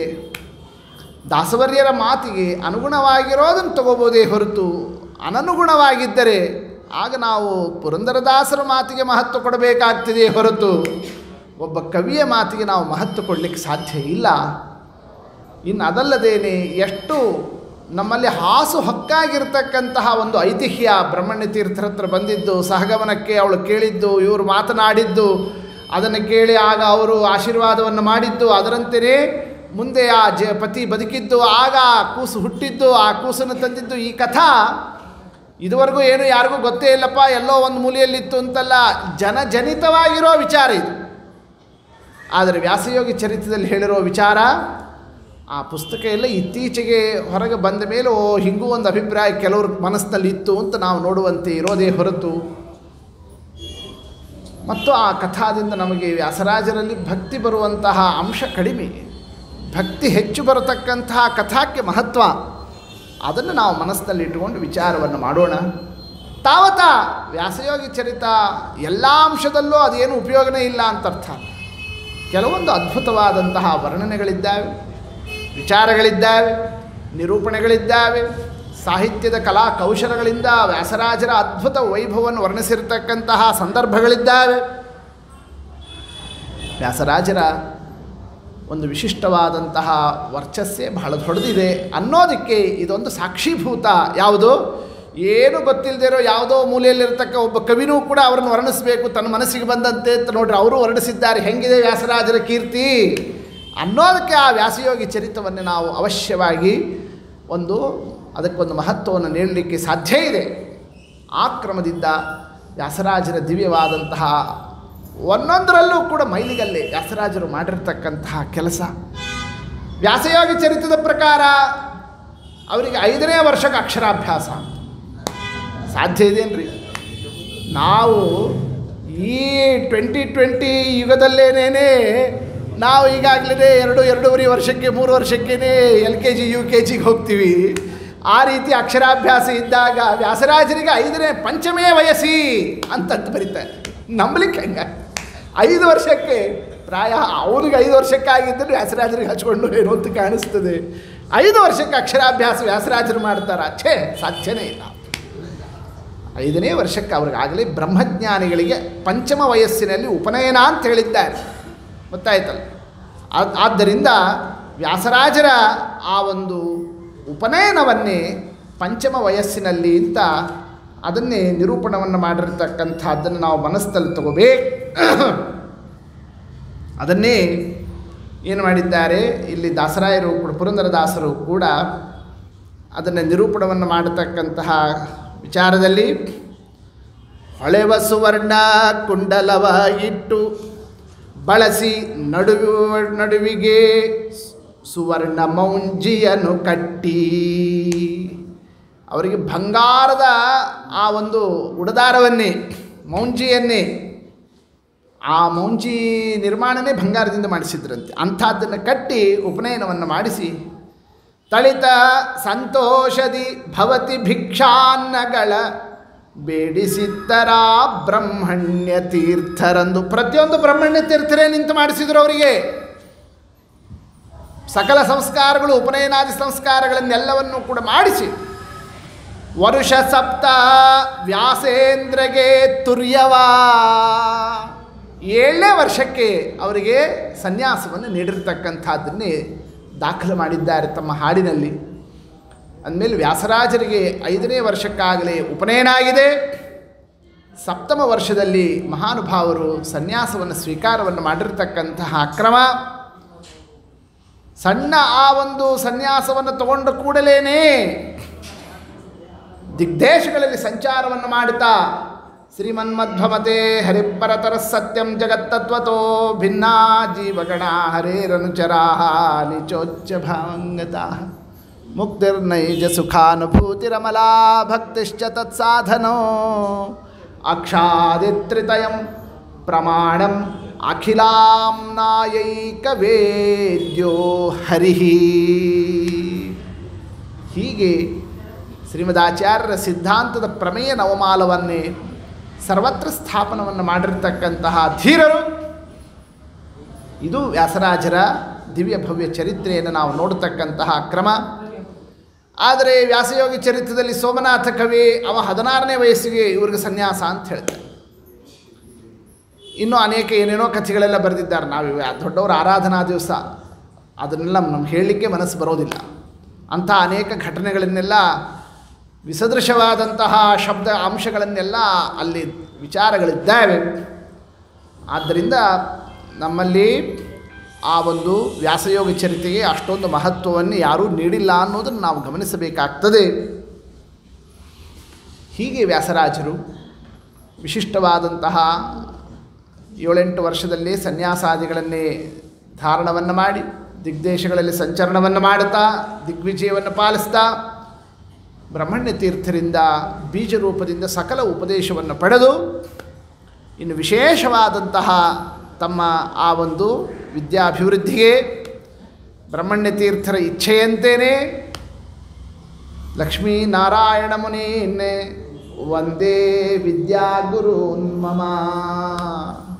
ಅವರ ವಿದ್ಯಾಗುರುಗಳು ಶ್ರೀಪಾದರಾಜರು, ಅವರ ಆಶ್ರಮನಾಮ ಲಕ್ಷ್ಮೀನಾರಾಯಣ ಮುನಿಗಳು. ಅವರಲ್ಲಿ ಸಂಪೂರ್ಣ ವಿದ್ಯಾವನ್ನೇ ಅಧ್ಯಯನವನ್ನು ಮಾಡಿರತಕ್ಕಂತಹ ಕ್ರಮ ಅದ್ಭುತ ವಿದ್ಯಾ ವ್ಯಾಸರಾಜರಲ್ಲಿ. ಅದು ಶ್ರೀಪಾದರಾಜರು ಅಷ್ಟು ತಮ್ಮ ಆ ಸಂಪೂರ್ಣ ತಪಸ್ಸನ್ನೇ ಅವರಲ್ಲಿ ತುಂಬಿ ಆ ವಿದ್ಯಾವನ್ನು ಇಟ್ಟಿದ್ದಾರೆ. ಹೇಗೆ ಅಕ್ಷೋಭ್ಯ ತೀರ್ಥರು ತಾವು ಯಾವ ಕೆಲಸ ಮಾಡಬೇಕೋ ಅದನ್ನು ತಮ್ಮ ಶಿಷ್ಯನಲ್ಲಿ ಆ ಒಂದು ಪೂರ್ಣ ಆ ತಪಸ್ಸನ್ನು ಇಟ್ಟು ಶ್ರೀಮನ್ಯಾಯಸುಧಾದಿಗಳು ಬರುವಂತೆ ಅನುಗ್ರಹ ಮಾಡಿದರೋ, ಅಥವಾ ಗೋಪಾಲದಾಸರು ತಮ್ಮ ಆಯುಷ್ಯವನ್ನು ನೀಡಿ ತಮ್ಮ ಆ ಒಂದು ಪುಣ್ಯವನ್ನು ತುಂಬಿ ಏನು ಅದ್ಭುತ ಹರಿಕಥಾಮೃತ ಸಾರಾದಿಗಳು ಜಗನ್ನಾಥದಾಸರಿಂದ ಮುಂದಿನ ಸಾಧಕ ವರ್ಗಕ್ಕೆ ಸಿಗುವಂತೆ ಅನುಗ್ರಹ ಆಯಿತೋ, ಅದೇ ದೃಷ್ಟಾಂತವನ್ನು ನಾವು ನೋಡಬಹುದು. ಶ್ರೀಪಾದರಾಜರಿಗೇನು ಬರಲಿಕ್ಕೇನು ಆಗ್ತಿರಲಿಲ್ಲ ಅಂತಲ್ಲ, ಎಂಥ ಮಹಾಮಹಿಮ ಅವರದು. ಮಹಿಮೆ ಸಾಲದೆ ಇಷ್ಟೇ ಮಹಿಮೆ ಸಾಲದೆ ಅಹಿಶಯನನ ಒಲುಮೆಯಿಂದ ಮಹಿಯಳು ಶ್ರೀಪಾದರಾಜರ ಮಹಿಮೆ ಸಾಲದೆ. ಏನು ಮಹಿಮಾ ಅವ್ರದ್ದು. ಅಂಥ ಮಹಾನುಭಾವರು ಶ್ರೀಪಾದರಾಜರು. ಅದನ್ನು ಕೊಂಡಾಡಿದ್ದನ್ನೆಲ್ಲ ನೋಡ್ಬೋದು ವ್ಯಾಸರಾಜರ ಶಬ್ದದಲ್ಲಿ. ಬೇಕಾದ ತಾವೇ ವ್ಯಾಸತ್ರೆ ಅವ್ರಿಗೆ ಬರಲಿಕ್ಕೆ ಆಗ್ತಿರ್ಲಿಲ್ಲ ಅವರಿಗೆ. ಆದರೆ ತಮ್ಮ ಕರುಣಾವನ್ನು ಇಟ್ಟು ವ್ಯಾಸರಾಜರಿಂದ ಆ ಕೆಲಸ ಆಗುವಂತೆ ಆ ಅನುಗ್ರಹವನ್ನು ಮಾಡಿದ್ದು. ಅದನ್ನೇ ಲಕ್ಷ್ಮೀನಾರಾಯಣ ಮುನೀನ್ ಒಂದೇ ವಿದ್ಯಾಗುರುನ್ಮಮ ಆ ಉದ್ಗಾರವನ್ನು ತೆಗೆದಿದ್ದಾರೆ ವ್ಯಾಸರಾಜರು. ಅಂತಹ ಅದ್ಭುತವಾದ ವ್ಯಾಸರಾಜರ ವಿದ್ಯಾ ಸಂಪತ್ತು ಶ್ರೀಪಾದರಾಜರು ಅನುಗ್ರಹ ಮಾಡಿದ್ದು. ಅದು ಶ್ರೀಪಾದರಾಜರ ಮುಂದೆ ಸಾಕ್ಷೀಭೂತ ಆಯಿತು. ನಾವೈಕ್ಷಿ ಪ್ರತಿಪಕ್ಷೋ ವಿನಾ ನವೀನ ವ್ಯಾಸೇನ ಯದಧೀತಂ ತದಧೀತಂ ಯದನಧೀತೋ ತದಪ್ಯಧೀತೋ. ಎಂಥ ದೊಡ್ಡ ವಿದ್ವಾಂಸ ಆತ ಪಕ್ಷಧರ ಮಿಶ್ರ. ಯಾರು ಏನು ಓದಿದ್ದರೋ ಎಲ್ಲ ನಾವು ಓದಿದ್ದೀರಿ, ಯಾರು ಏನು ಓದಿಲ್ಲ ಅದನ್ನು ನಾವು ಓದಿದ್ದೀರಿ. ಅಂಥ ಅಭಿಮಾನ ತನ್ನ ಬಗ್ಗೆ, ತನ್ನ ವಿದ್ಯೆಯ ಬಗ್ಗೆ. ಅಂಥ ಪಕ್ಷಧರ ಅನ್ನತಕ್ಕಂತಹ ದೊಡ್ಡ ವಾದಿ ದಿಗ್ದೇಶಗಳಲ್ಲಿ ಸಂಚಾರವನ್ನು ಮಾಡುತ್ತಾ ಶ್ರೀಪಾದರಾಜರು ಇರುವಲ್ಲಿಗೆ ಬಂದು ಇವರೇ ವ್ಯಾಸರಾಜರಿಗೆ ಗುರುಗಳು ಅಂತ ತಿಳಿದು ಅವರ ದರ್ಶನವನ್ನು ಮಾಡಲಿಕ್ಕೆ ಅಂತ ಬರೋಣ. ಶ್ರೀಪಾದರಾಜರು ನಮ್ಮ ಶಿಷ್ಯರು ಎಲ್ಲಾದರೂ ನಿಮಗೆ ಸಿಕ್ಕಿದ್ರಾ ಸಂಚಾರದಲ್ಲಿ ಅಂತ ಕೇಳಿದಾಗ, ನಿಮ್ಮ ಶಿಷ್ಯರ ಅವರು ಎಂಥವರು? ನಾವೈಕ್ಷಿ ಪ್ರತಿಪಕ್ಷೋ. ಇಡೀ ಭರತಖಂಡ ಸಂಚಾರವನ್ನು ಮಾಡಿದ್ದೀನಿ ನಾನು. ನನಗೆ ಪ್ರತಿಪಕ್ಷ ಎದುರು ವಾದವನ್ನು ಮಾಡೋ ಶಕ್ತಿ ಯಾರಿಗೂ ಇಲ್ಲ. ನನ್ನ ತಲೆಯೊಳಗಿತ್ತು ವಾದ ಮಾಡಲಿಕ್ಕೆ ಬದರಿಯಿಂದ ವೇದವ್ಯಾಸ ದೇವರೇ ಬರಬೇಕು ಅಂದ್ಕೊಂಡಿದ್ದೆ. ಆದರೆ ಇವತ್ತು ಗೊತ್ತಾಯಿತು ಯಾಕೆ ವೇದವ್ಯಾಸದೇವರು ಬರಲಿಲ್ಲ ಅಂದರೆ ನವೀನ ವ್ಯಾಸೇನ, ಈ ವ್ಯಾಸನೇ ಸಾಕೋ ನಿನ್ನನ್ನೇ ಪುಡಿ ಮಾಡಲಿಕ್ಕೆ, ನಾ ಯಾಕೆ ಬರಬೇಕು ಅಂತ ಅದಕ್ಕೆ ವೇದವ್ಯಾಸದೇವರು ಬಂದಿಲ್ಲ ಅಂತ ಕಾಣಿಸ್ತಿದೆ. ಇವರೊಬ್ಬರು ಇಲ್ಲ ಅಂತಂತಾದರೆ ಇನ್ಯಾರೂ ಕೂಡ ನನ್ನ ಎದುರು ನಿಲ್ಲೋರಿಲ್ಲ. ಅಷ್ಟು ಅದ್ಭುತ ನಿಮ್ಮ ಶಿಷ್ಯರು ಅಂತ ವರ್ಣನ ಮಾಡಿದ ಅಂತ ಕಥಾ. ಹೀಗೆ ಶ್ರೀಪಾದರಾಜರಿಗೆ ಪರಮ ಸಂತೋಷ, ಅಂಥ ಶಿಷ್ಯರಾದರು. ಏನು ಗುರು ಶಿಷ್ಯ ಭಾವ ಸಂಬಂಧ, ಏನು ದೇವರು ಅವರಲ್ಲಿ ಇಟ್ಟಿರ್ತಕ್ಕಂತಹ ಆ ಒಂದು ವ್ಯವಸ್ಥೆ ನೋಡಬೇಕು. ಅಂಥ ಗುರುಗಳು, ಅಂಥ ಶಿಷ್ಯ. ಹಾಗೆ ಶ್ರೀಪಾದರಾಜರು, ಅದರಂತೆ ವ್ಯಾಸರಾಜರು.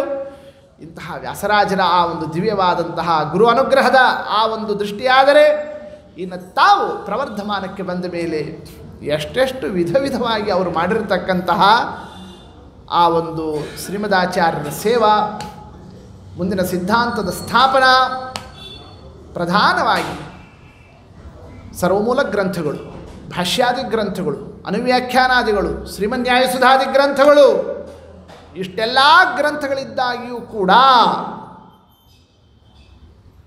ಬೇರೆ ಮತದವರು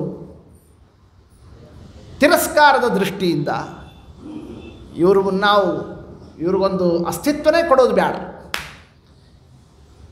ಇವ್ರಿಗೆ ಪ್ರತಿಕ್ರಿಯೆ ಕೊಟ್ಟಿರ್ತಾನೆ ಇವ್ರಿಗೊಂದು ಬೆಲೆ ಬರ್ತದೆ. ಇವರು ಶ್ರೀಮದಾಚಾರ್ಯರು, ಮಧ್ವರಾಯರು, ಟೀಕಾರಾಯರು ಇವರೆಲ್ಲ ಹೇಳೋದಕ್ಕೆ ನಾವು ಪ್ರತಿಯಾಗಿ ಏನೋ ಅವ್ರ ಬಗ್ಗೆ ಅವರೊಬ್ಬರು ಇದ್ದಾರೆ ಅಂತ ನಾವು ನೋಡೋದು ಬೇಡಪ್ಪ. ಆ ಕ್ರಮದಿಂದ ನಮ್ಮದು ಎಷ್ಟೋ ಅಷ್ಟು ನಾವು ಮಾಡಿಕೊಂಡು ನಮ್ಮದೇ ಗುಂಪಿದೆ, ನಮ್ಮದೇ ಬೇಕಾಷ್ಟು ಸಂಖ್ಯಾಬಲ ಇದೆ ಅನ್ನೋ ದೃಷ್ಟಿಯಿಂದ ಬೇರೆ ಬೇರೆ ಮತದವರು ಎಂಥ ಅದ್ಭುತ ವಿಚಾರಗಳನ್ನೇ ಶ್ರೀಮದಾಚಾರ್ಯರು, ಟೀಕಾರಾಯರು ಹೇಳಿದ್ದನ್ನೇ ದೃಷ್ಟಿಗೆ ತಗೊಳ್ಳದೇ ಇರತಕ್ಕಂತಹ ಸ್ಥಿತಿಯನ್ನು ತಗೊಂಡಾಗ ಆಗ ವ್ಯಾಸರಾಜರು ಅದೇ ಸರ್ವಮೂಲ, ಅದೇ ನ್ಯಾಯಸುಧಾದಿ ಗ್ರಂಥಗಳು, ಅಲ್ಲಿ ಹೇಳಿರ್ತಕ್ಕಂತಹ ವಿಷಯವನ್ನೇನೆ 3 ಭಾಗಗಳನ್ನು ಮಾಡ್ತಾ, ಅದರಲ್ಲಿ ಒಂದು ಭಾಗ, ಒಂದು ಪ್ರಧಾನವಾಗಿರ್ತಕ್ಕಂತಹ ವಿಷಯ, ಪ್ರಧಾನ ಯಾವ ಒಂದು ಮತದಿಂದ ಆದಂತಹ ಒಂದು ದೊಡ್ಡ ಅಪಚಾರ, ಅನರ್ಥ, ಅದಕ್ಕೆ ಪರಿಹಾರ ಆಗಲಿ ಅಂತಲೇ ವಾಯುದೇವರ ಅವತಾರ. ಯಾವ ಮತ ಅದು? ವಿಶ್ವಂ ಮಿಥ್ಯಾ ವಿಭ್ರ ಗುಣವಾನಾತ್ಮನಾಂ ನಾಸ್ತಿ ಭೇದೋ ಮಂದಂ ಮಂದಂ ಮನಸಿ ಚ ಸತಾಂ ಹಂತ ನೂನಂ ತಿರೋಭೂತ್. ಜಗತ್ತು ಮಿಥ್ಯೆ, ಬ್ರಹ್ಮ ನಿರ್ಗುಣನಿದ್ದಾನೆ, ಜೀವರಲ್ಲಿ ಭೇದ ಇಲ್ಲ, ಇರೋದು ಒಂದೇ ತತ್ವ. ಈ ಕ್ರಮದಿಂದ ಮತ ಹರಡಿದಾಗ ಆಗ ದೇವರ ಭಕ್ತರಿಗೂ ದೇವರಿಗೂ ಮಧ್ಯದಲ್ಲಿ ಭಕ್ತಿ ಎಂಬತಕ್ಕ ಸಂಬಂಧ ಇವೆಲ್ಲವೂ ಸುಳ್ಳಾಗಿ ಸಾಧನವೇ ನಿಂತು ಹೋಗತಕ್ಕಂತಹ ಆ ಒಂದು ಸನ್ನಿವೇಶ ಬಂದಿದ್ದಕ್ಕೆ ಶ್ರೀಮದಾಚಾರ್ಯರು ಅವತಾರ ಮಾಡಿದರು. ಅಂದಮೇಲೆ ಪ್ರಧಾನವಾಗಿ ದ್ವೈತ ಮತ, ಶ್ರೀಮದಾಚಾರ್ಯರ ಸಿದ್ಧಾಂತ 16 ಗ್ರಂಥಗಳಲ್ಲಿ ಮಧ್ವರಾಯರು ಕೂಡ ಪ್ರತ್ಯೇಕವಾಗಿ ಖಂಡನವನ್ನು ಮಾಡಿದ್ದಾರೆ. ಬೇರೆ ಮತಕ್ಕೆ ಆ ಒಂದು ರೀತಿಯಿಂದ ಮಾಡಿಲ್ಲ. ಮಾಯಾವಾದ ಖಂಡನ, ಉಪಾಧಿ ಖಂಡನ, ಮಿಥ್ಯಾತ್ವಾನುಮಾನ ಖಂಡನ, ತತ್ವೋದ್ಯೋತ, ಬಹುಗ್ರಂಥಗಳನ್ನೇ ಅದ್ವೈತ ಮತದ ವಿಮರ್ಶೆಗೋಸ್ಕರವಾಗಿಯೇ ಆಚಾರ್ಯರು ಮಾಡಿರೋದು. ವ್ಯಾಸರಾಜರು ಕೂಡ ಅವನ್ನೆಲ್ಲವನ್ನು ಕ್ರೋಢೀಕರಿಸಿ ಅದ್ವೈತ ಮತದ ವಿಮರ್ಶೆಗೋಸ್ಕರವಾಗಿಯೇ ಒಂದು ಭಾಗವನ್ನು ತೆಗೆದರು. ಸರ್ವಮೂಲಗಳು ಸುಧಾದಿ ಗ್ರಂಥಗಳಿಂದ. ಅದೇನೇ ಯಾವುದಾಯ್ತದೋ? ಧೀಮಂದರ ಮಹೀಭೃತ ಆಮಥ್ಯೋಧ್ರಿಯತೆ ನ್ಯಾಯ ಅಮೃತಂ ವಿಬುಧ ತೃಪ್ತಯೇ. ಹೀಗೆ ನ್ಯಾಯಾಮೃತ ಅಂಬತಕ್ಕಂಥದ್ದೇನಿದೆ, ಅದ್ಭುತವಾದಂತಹ ವ್ಯಾಸರಾಜರು ನಿರ್ಮಾಣವನ್ನು ಮಾಡಿರ್ತಕ್ಕಂತಹ ಕ್ರಮ. ಅಂದರೆ ನ್ಯಾಯಾಮೃತ ಅದ್ವೈತ ಮತದ ವಿಮರ್ಶೆಗೋಸ್ಕರವಾಗಿಯೇ ಮಾಡಿರತಕ್ಕ ಒಂದು ಗ್ರಂಥ. ನ್ಯಾಯಾಮೃತ ಎಷ್ಟು ಅದ್ಭುತ ಇತ್ತು ಅಂತ ಅನ್ನೋದಕ್ಕೆ ಒಂದು ಕಥೆ. ಕಾರಣ, ಅದ್ವೈತವನ್ನು ವಿಮರ್ಶೆ ಮಾಡೋದು ತಪ್ಪಿದೆ, ಖಂಡನೆ ಮಾಡೋದಕ್ಕೆ ಬರೀ ದ್ವೈತ ಮತ ನಾವು ಅಷ್ಟೇ ಅಲ್ಲ, ಅದ್ವೈತ ಬಿಟ್ಟು ಉಳಿದವರು ಎಲ್ಲರೂ ಅದನ್ನೇ ಮಾಡ್ತಾರೆ. ಅಂದರೆ ವಿಶಿಷ್ಟಾದ್ವೈತ, ತರ್ಕಮತ, ಬೇರೆ ಬೇರೆ ಮತದವರು, ನೈಯಾಯಿಕರು, ವೈಶೇಷಿಕರು, ಸರ್ವರೂ ಕೂಡ ಅದ್ವೈತದಲ್ಲಿ ಹೇಳ್ತಕ್ಕಂಥದ್ದನ್ನು ತಪ್ಪು ಅಂತ ಎಲ್ಲರೂ ಹೇಳ್ತಾರೆ. ಎಲ್ರಿಗೂ ಹೇಳಬೇಕು ಅಂತ ಮನಸ್ಸಿನಲ್ಲಿದೆ, ಎಲ್ರಿಗೂ ಮಾಡಲಿಕ್ಕೆ ಆಗೋದಿಲ್ಲ. ಯಾಕಾಗೋದಿಲ್ಲ? ಅದ್ವೈತ ಮತ ಅಷ್ಟು ಜಟಿಲ ಇದೆ, ಅರ್ಥ ಮಾಡಿಕೊಳ್ಳೋದೇ ಒಂದು ಕಷ್ಟ, ಆದರೆ ಅರ್ಥ ಮಾಡಿಕೊಂಡ ಮೇಲೆ ಅವರನ್ನು ಖಂಡನೆ ಮಾಡೋದು ಮತ್ತೂ ಅಷ್ಟು ಕಠಿಣವಾದಂತಹ ಆ ಒಂದು ಕ್ರಮವನ್ನು ಇಟ್ಟಿದ್ದಾರೆ. ಇದು ಅದ್ವೈತದಲ್ಲಿರುವ ವಿಚಾರ.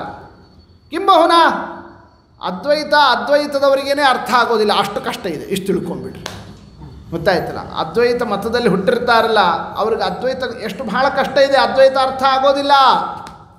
ಅದ್ವೈತವನ್ನು ಅರ್ಥ ಮಾಡಿಕೊಳ್ಳೋದು ಅಂತಂದರೆ ಬಹಳ ದುಸ್ಸಾಧ್ಯ. ಅಂಥದ್ದು ಆ ಅದ್ವೈತ ಮತದ ಸ್ಥಿತಿ ಇರ್ತದೆ.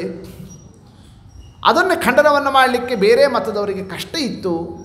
ಅದನ್ನು ನೋಡಿ ನ್ಯಾಯಾಮೃತ ಗ್ರಂಥ ಬರ್ತಿದ್ದಂತೆಯೇ ಕಾಶಿಯಲ್ಲಿರ್ತಕ್ಕ ಎಲ್ಲ ವಿದ್ವಾಂಸರು ಅದ್ವೈತವನ್ನು ಖಂಡಿಸಬೇಕು ಅಂತ ಯಾರ್ಯಾರ ಮನಸ್ಸಲ್ಲಿತ್ತೋ ಎಲ್ಲರಿಗೂ ಒಂದು ಬ್ರಹ್ಮಾಸ್ತ್ರ ಸಿಕ್ಕಂತೆ ಆಯಿತು. ಯಾರು ಬರ್ಕೊಟ್ಟಿರೋ ಗ್ರಂಥ? ವ್ಯಾಸರಾಜರು ಬರೆದಿರ್ತಕ್ಕಂಥ ಗ್ರಂಥ. ವ್ಯಾಸರಾಜರಿಗೆ ಕಾಶಿಗೆ ಬರ್ತಿದ್ದಂತೆಯೇ ಚಲೋ ಅವ್ರಿಗೊಂದು ಗೌರವ ಮಾಡಿ ಆದರ ಮಾಡಿ ಮೆರವಣಿಗೆ ಮಾಡಿ ಅವ್ರಿಗೆ ಉತ್ಸವ ಮಾಡೋಣ, ಇಂಥ ಗ್ರಂಥ ಬರೆದಿದ್ದಾರೆ ಅಂತ ಉತ್ಸಾಹ ಇತ್ತು. ವ್ಯಾಸರಾಜರು ಮತ್ತೊಂದು ಗ್ರಂಥ ಕಳಿಸಿಕೊಟ್ರು, 2ನೇ ಗ್ರಂಥ. ಯಾವ ಗ್ರಂಥ? ತರ್ಕತಾಂಡವ. ಏನು ಗ್ರಂಥ! ನಿಮ್ಮಿಂದ ಉತ್ಸವ ಮೆರವಣಿಗೆಗೋಸ್ಕರ ಗ್ರಂಥ ಬರೆದವರು ನಾವಲ್ಲ, ಪ್ರಾಮಾಣಿಕ ವಿಷಯ ಹೇಳೋದಕ್ಕೆ ಬರೆದವರು. ನೋಡಿ, ಇದು ವ್ಯಾಸರಾಜರು ಮಾಡಿರೋ ಕೆಲಸ. ಹಾಗೆ ಒಬ್ಬರಿಂದ ನಾವು ಪ್ರಶಸ್ತಿ ಪುರಸ್ಕಾರ ಅದು ಇದು ತಗೋಬೇಕು ಅಂತ ಅನ್ನೋದಕ್ಕೋಸ್ಕರ ಕಾಂಪ್ರಮೈಸ್ ಆಗುವಂಥ ಒಂದು ವಿಚಾರ ನಮ್ಮದಲ್ಲ. ನಿಮ್ಮದು ತಪ್ಪಿದೆ, ಅದ್ವೈತ ಅಷ್ಟೇ ತಪ್ಪು ನಾವಂತಿಲ್ಲ. ನಿಮ್ಮ ತರ್ಕಮತನೂ ತಪ್ಪಿದೆ, ನಿಮ್ಮ ಚಿಂತಾಮಣಿ ಗ್ರಂಥ ತಪ್ಪಿದೆ, ನಿಮ್ಮಲ್ಲಿ ಹೇಳತಕ್ಕ ವಿಷಯಗಳು ತಪ್ಪಿದ್ದಾವೆ.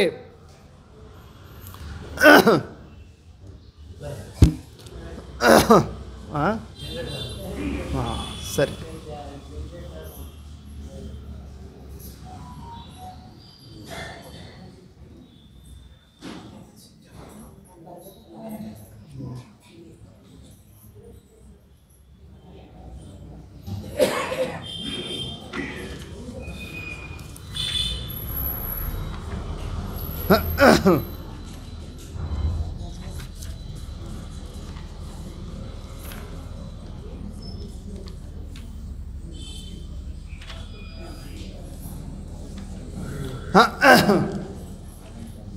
ಹೀಗೆ ಯಾವ ಒಂದು ತರ್ಕಮತವನ್ನು ಹಿಡಿದಂಥವರು ಆನಂದಪಟ್ಟಿದ್ದರು, ಅದ್ವೈತ ಖಂಡನ ಮಾಡಿದರು ಅಂತ ನಿಮ್ಮ ಮತದಲ್ಲೂ ತಪ್ಪಿರೋದನ್ನು ಅಷ್ಟೇ ನಾವು ಮುಕ್ತವಾಗಿ ಹೇಳ್ತೀವಿ. ಅದ್ವೈತ ಮಾತ್ರ ತಪ್ಪು. ಯಾಕೇನು ಮತ್ತೆ ಹೋಯ್ತಲ್ಲ, ಬರ್ತಿಲ್ಲೇನು?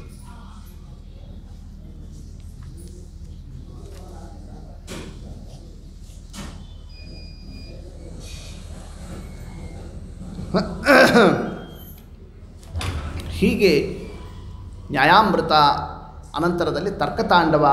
ಆ ತರ್ಕತಾಂಡವದಿಂದ ವಿಶೇಷತಃ ತರ್ಕಮತವನ್ನು ನಿರಾಕರಣವನ್ನು ಮಾಡಿರ್ತಕ್ಕಂತಹ ಕ್ರಮ ವ್ಯಾಸಯೋಗ ಚರಿತ್ರದಲ್ಲಿ ಆ ನ್ಯಾಯಾಮೃತದ ಒಂದು ವರ್ಣನೆಯೂ ಬಹಳ ಚೆನ್ನಾಗಿ ಮಾಡಿದ್ದಿದೆ.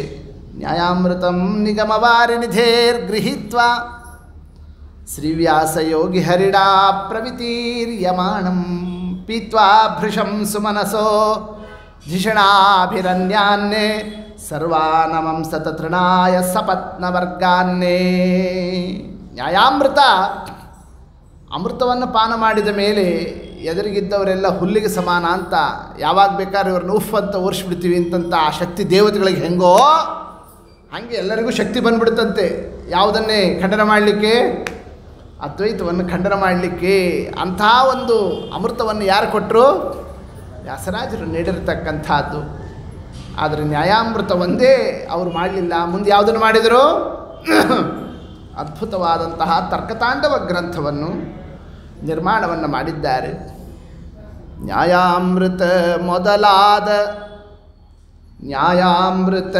ಮೊದಲಾದ ದುರ್ಗಗಳ ರಚಿಸಿ, ನ್ಯಾಯಾಮೃತ ಮೊದಲಾದ ದುರ್ಗಗಳ ರಚಿಸಿ ಆಯತ ಭಟರ ಕೈಗದನೊಪ್ಪಿಸಿ,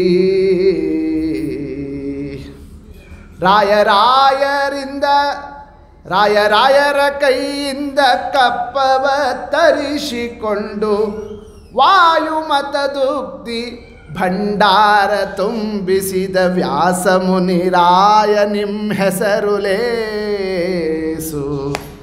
ಭಾಸುರ ವಿರತಿಯಂಬ ಶಶಿಮುಖಿಯ ರಸ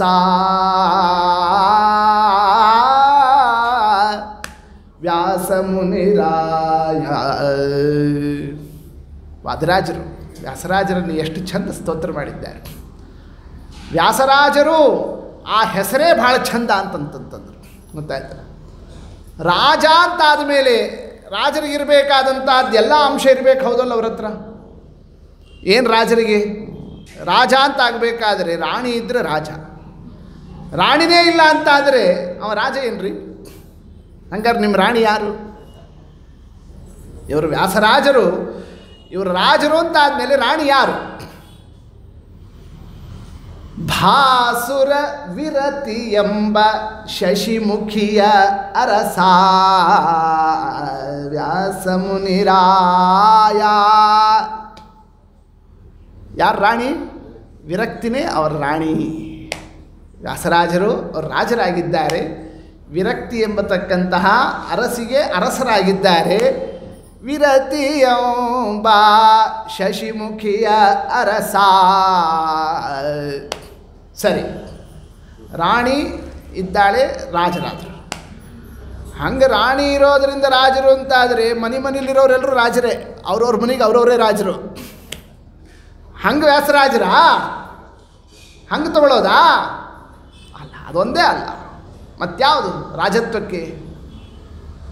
ಬೇರೆ ಯಾವ ಯಾವ ಶತ್ರುಗಳ ಕೋಟೆಗಳಿದ್ದಾವೆ ಅವನ್ನೆಲ್ಲವನ್ನು ಕೂಡ ಮುರಿದು ರಾಜ್ಯ ವಿಸ್ತಾರವನ್ನು ಮಾಡತಕ್ಕಂತಹ ಪ್ರಚಂಡನಾಗಿದ್ದರೆ ಅವನಿಗೆ ರಾಜ ಅಂತ ಕರೀತಾರೆ.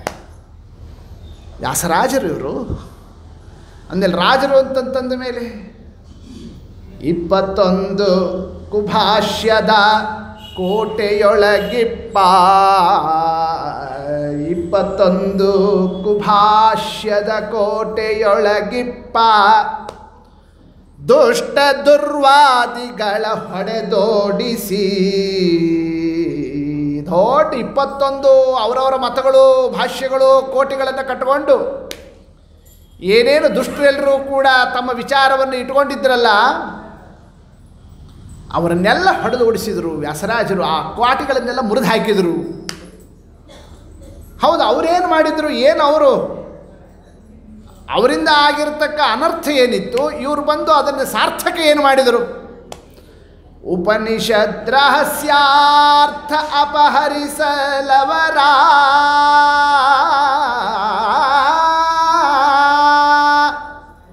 ಉಪನಿಷದ್ ರಹಸ್ಯಾರ್ಥ, ಉಪನಿಷತ್ತಿನ ರಹಸ್ಯವಾದ ಅರ್ಥ.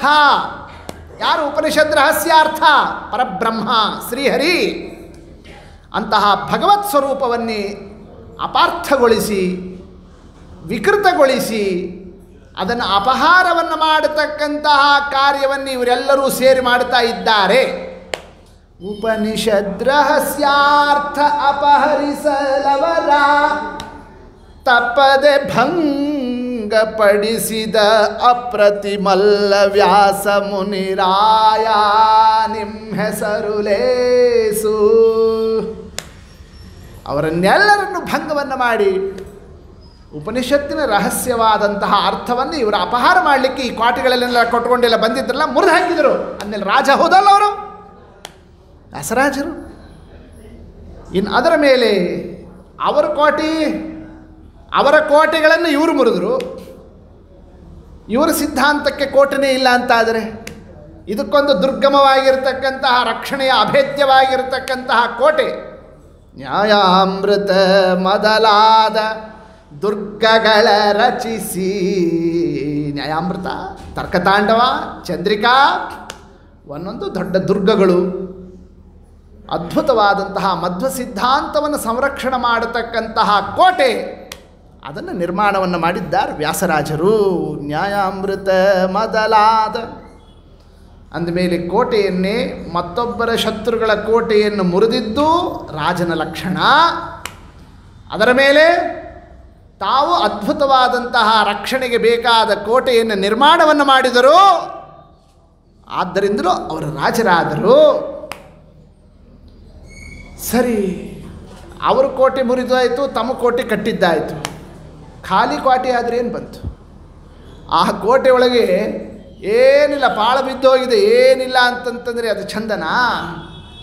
ರಾಯರ ಕೈಯಿಂದ ಕಪ್ಪವ ತರಿಸಿಕೊಂಡು ವಾಯುಮತ ಉಕ್ತಿ ಭಂಡಾರ ತುಂಬಿಸಿದ ವ್ಯಾಸ ಮುನಿರಾಯ.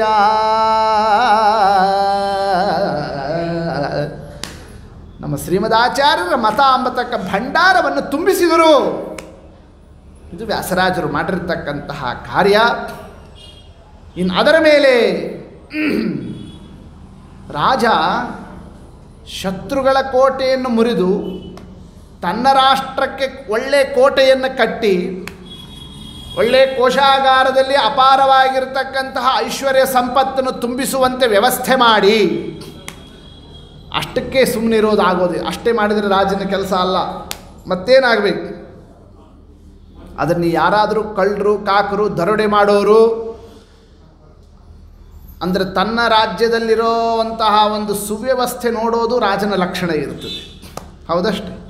ಮಿಲ್ಟ್ರಿನೂ ಇರಬೇಕು, ಪೊಲೀಸು ಇರಬೇಕು, ಎರಡೂ ತಾನೇ ಸಮಾಜದಲ್ಲಿ ಬೇಕು.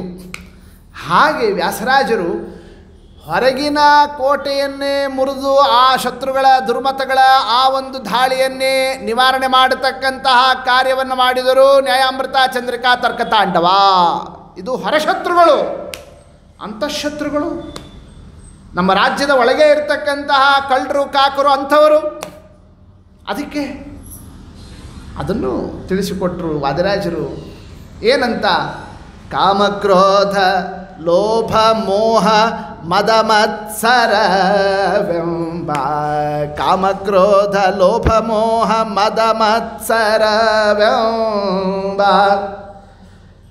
ಆ ಮಹಾ ಕಳ್ಳ ಭಂಟರ ಮುರಿದೋಡಿಸಿ.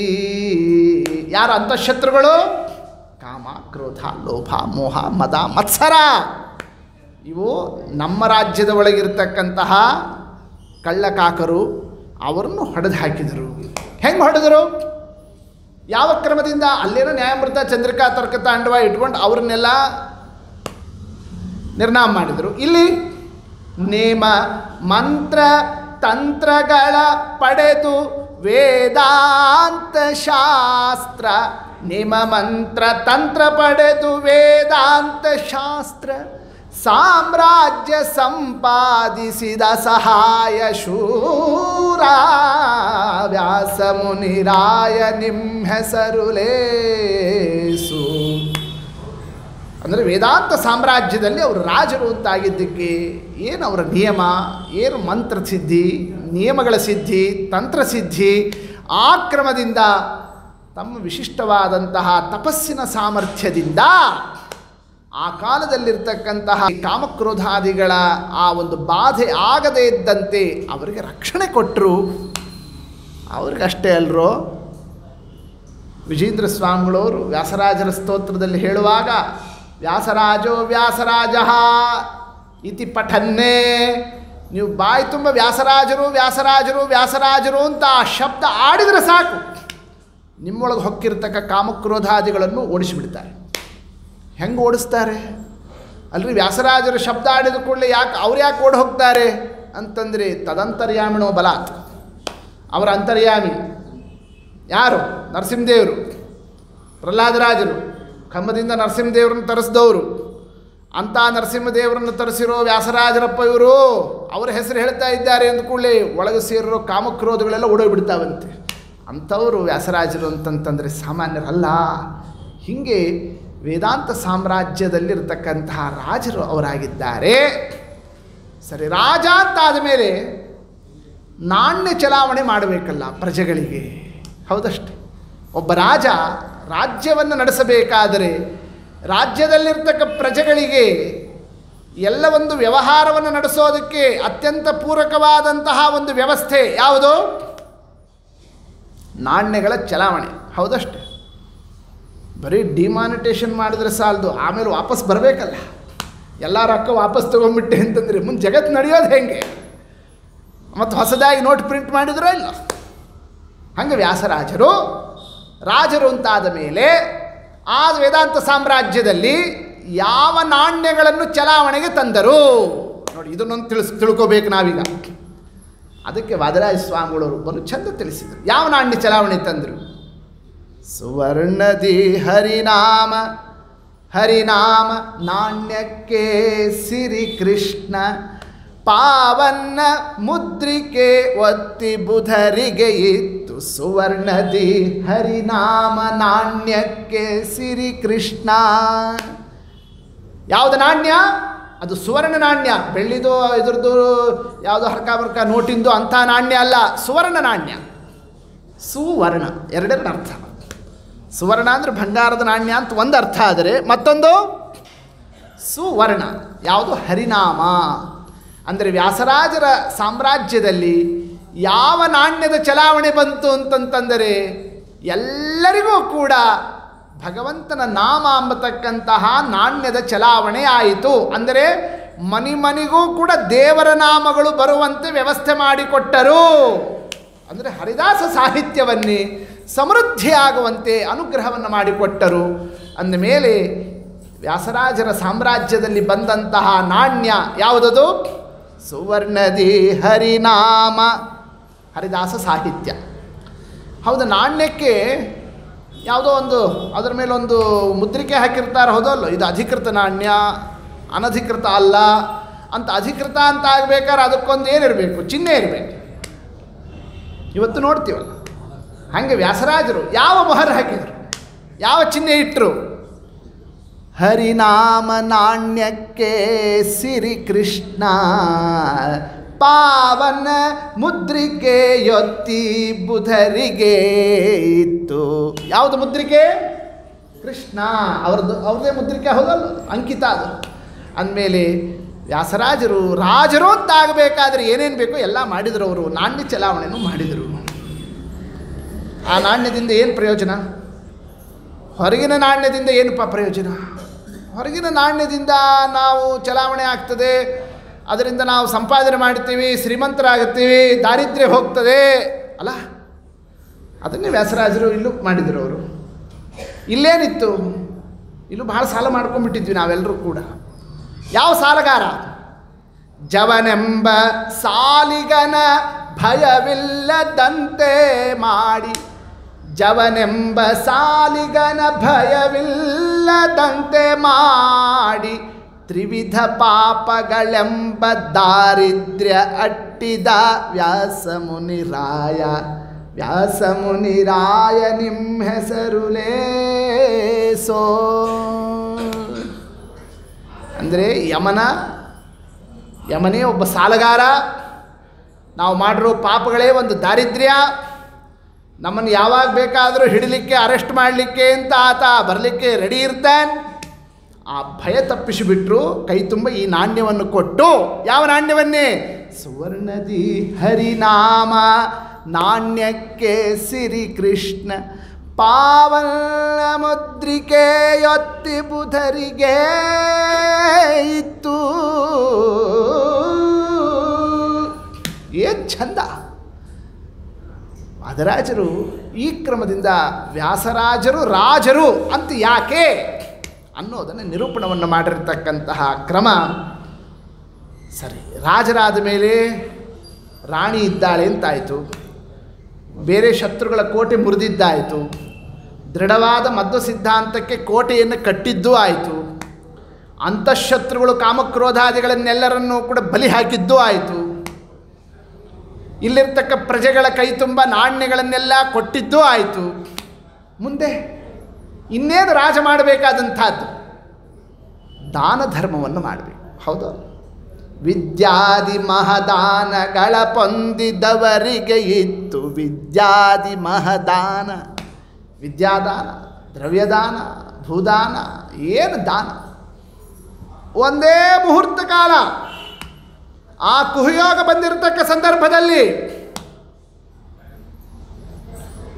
ವ್ಯಾಸರಾಜರು ಸಿಂಹಾಸನದ ಮೇಲೆ ಕೂತರೆ 1,00,000 ಬ್ರಾಹ್ಮಣ ಕುಟುಂಬಕ್ಕೆ ಏನು ಮಾಡಿದರಂತೆ? ಅವರಿಗೆ ವೃತ್ತಿಯನ್ನೇ ಒಂದು ಮುಹೂರ್ತದಲ್ಲಿ ಇಷ್ಟು ಕಾರ್ಯವನ್ನು ಮಾಡಿದರು. ವಿದ್ಯಾದಿ ಮಹಾದಾನ ಪೊಂದಿದವರಿಗೆ ಇತ್ತು ಹೃದಯ ಹಯವದನನ ಕೃಪೆಯ ಬಲದಿ. ಯಾರು ಬಲ ಅವರಿಗೆ ಇಷ್ಟೆಲ್ಲ ಮಾಡೋದಕ್ಕೆ? ಹಯವದನ ಕೃಪೆಯ ಬಲದಿ.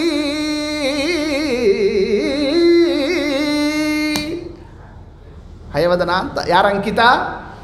ವಾದರಾಜರದು ಅಂತ ನಮ್ಮ ದೇವರು ಬಲ, ಕೃಪಾ ಬಲ ಅದು ಇರೋದರಿಂದ ಈ ಕ್ರಮದಿಂದ ಮಹಾನುಭಾವರು ಗೆದ್ದು ರಾಯರ ಕೈಯಿಂದ, ಗೆದ್ದು ರಾಯರ ಕೈಯಿಂದ ಪಟ್ಟವ ಕಟ್ಟಿಸಿಕೊಂಡು ಶುದ್ಧ ಕೀರುತಿ ಭತ್ತದಿಂದ ಲೋಕದಿ ಬೆಳಗಿದ ವ್ಯಾಸ ಮುನಿರಾಯ.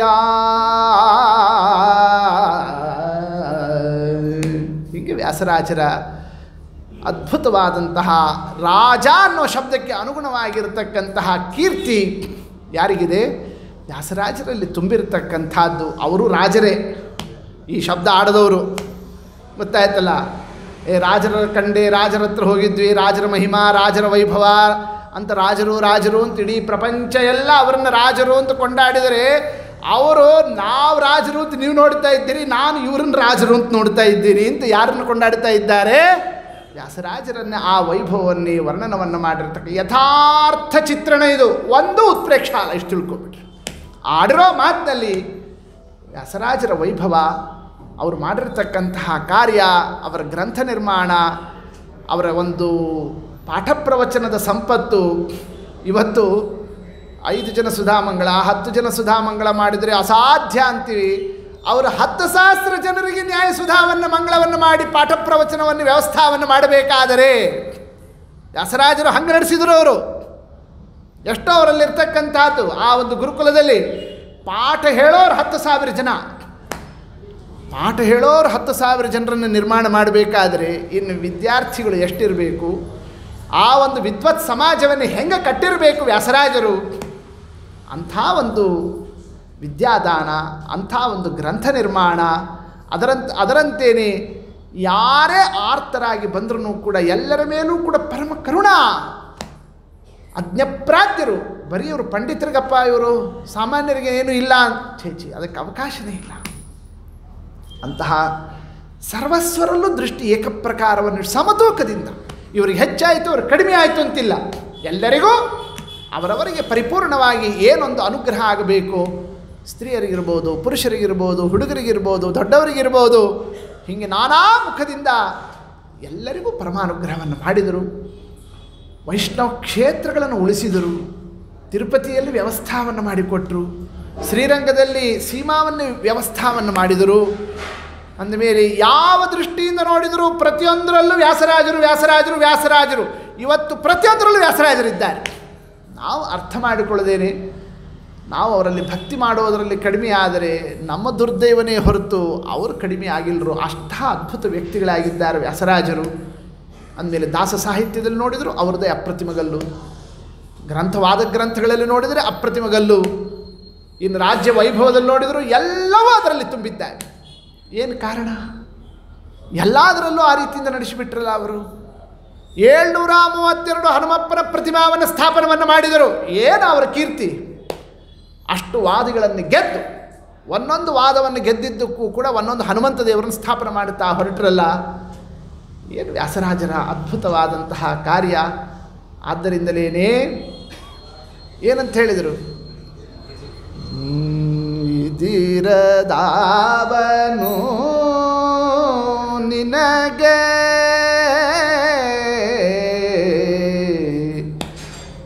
ವ್ಯಾಸ ಮುನಿರಾಯ, ವ್ಯಾಸ ಮುನಿರಾಯ. ಸಗಮಧನಿ ಸಧಾನಿ ಮಗಧ ಸ ಇದಿರದ್ದಾವನು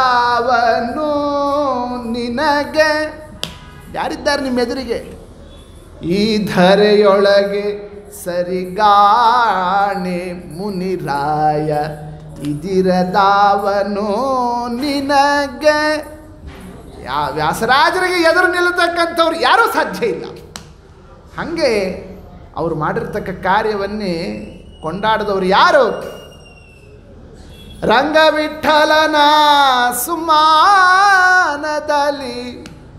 ಅಮ್ಮನಳಿದು ಸಿರಿಪತಿ ರಂಗವಿಠಲನ ಸುಮಾನದಲ್ಲಿ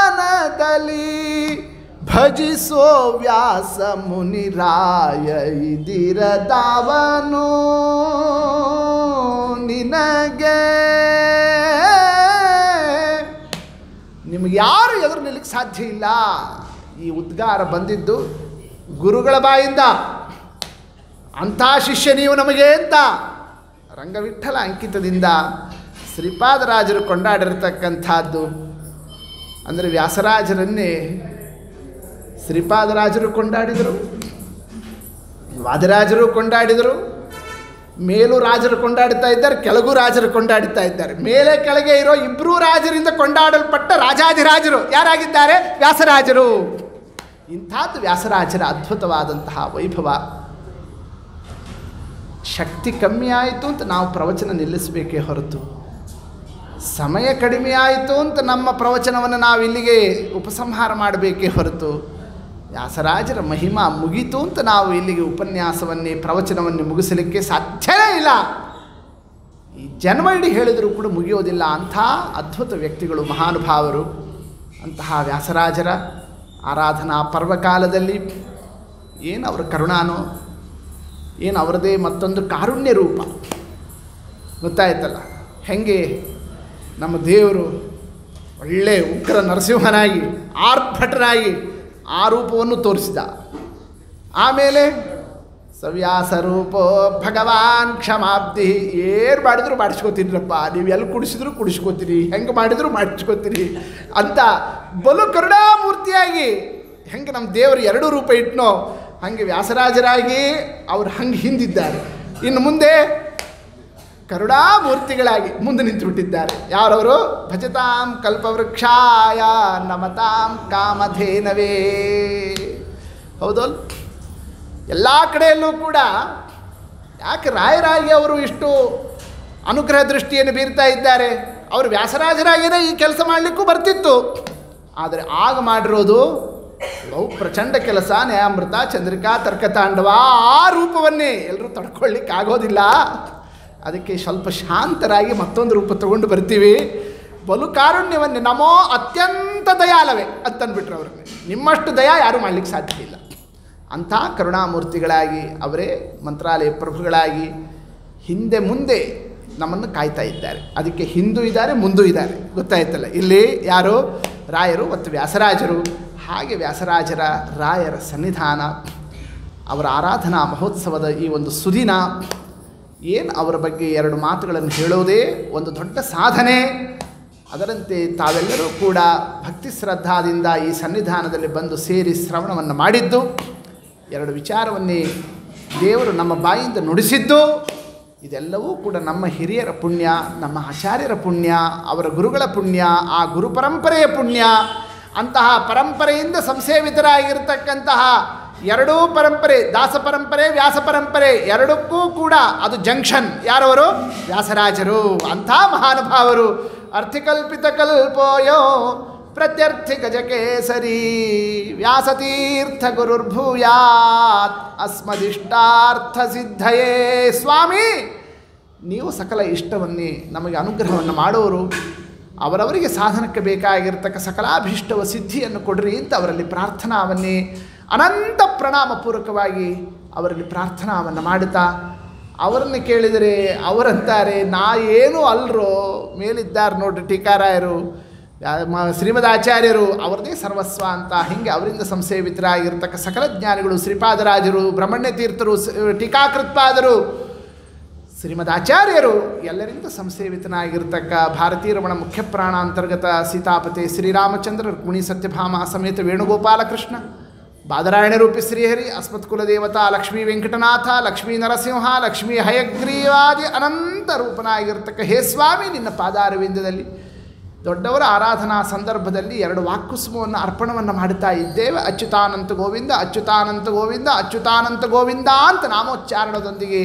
ಈ ಎರಡು ವಾಕ್ಯಗಳನ್ನು ಅರ್ಪಿಸ್ತಾ ಇದ್ದೇವೆ.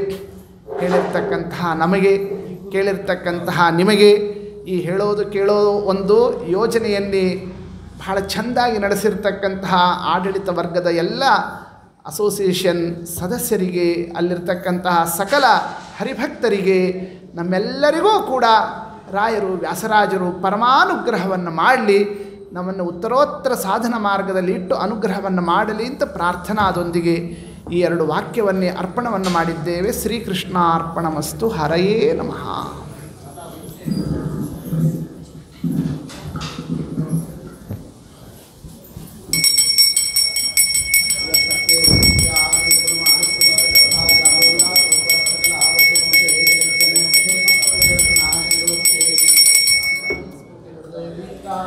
ಇದುವರೆಗೂ ಮಧ್ವಶಾಸ್ತ್ರ ಸಂಪನ್ನರಾದ ಬಾಳಗ ಶ್ರೀ ರುಚಿರಾಚಾರ್ಯರವರು ಶ್ರೀ ವ್ಯಾಸಯೋಗಿ ಚರಿತ್ರದ ಬಗ್ಗೆ ಪುರಂದರದಾಸರು, ವಾದಿರಾಜರು ಹಾಗೂ ಶ್ರೀಪಾದರಾಜರ ಕೃತಿಗಳನ್ನು ತೆಗೆದುಕೊಂಡು ನಮಗೆಲ್ಲ ಒಳ್ಳೆಯ ವಿಷಯಗಳನ್ನು ತಿಳಿಸಿ ಸಂತೋಷಪಡಿಸಿದ್ದಾರೆ.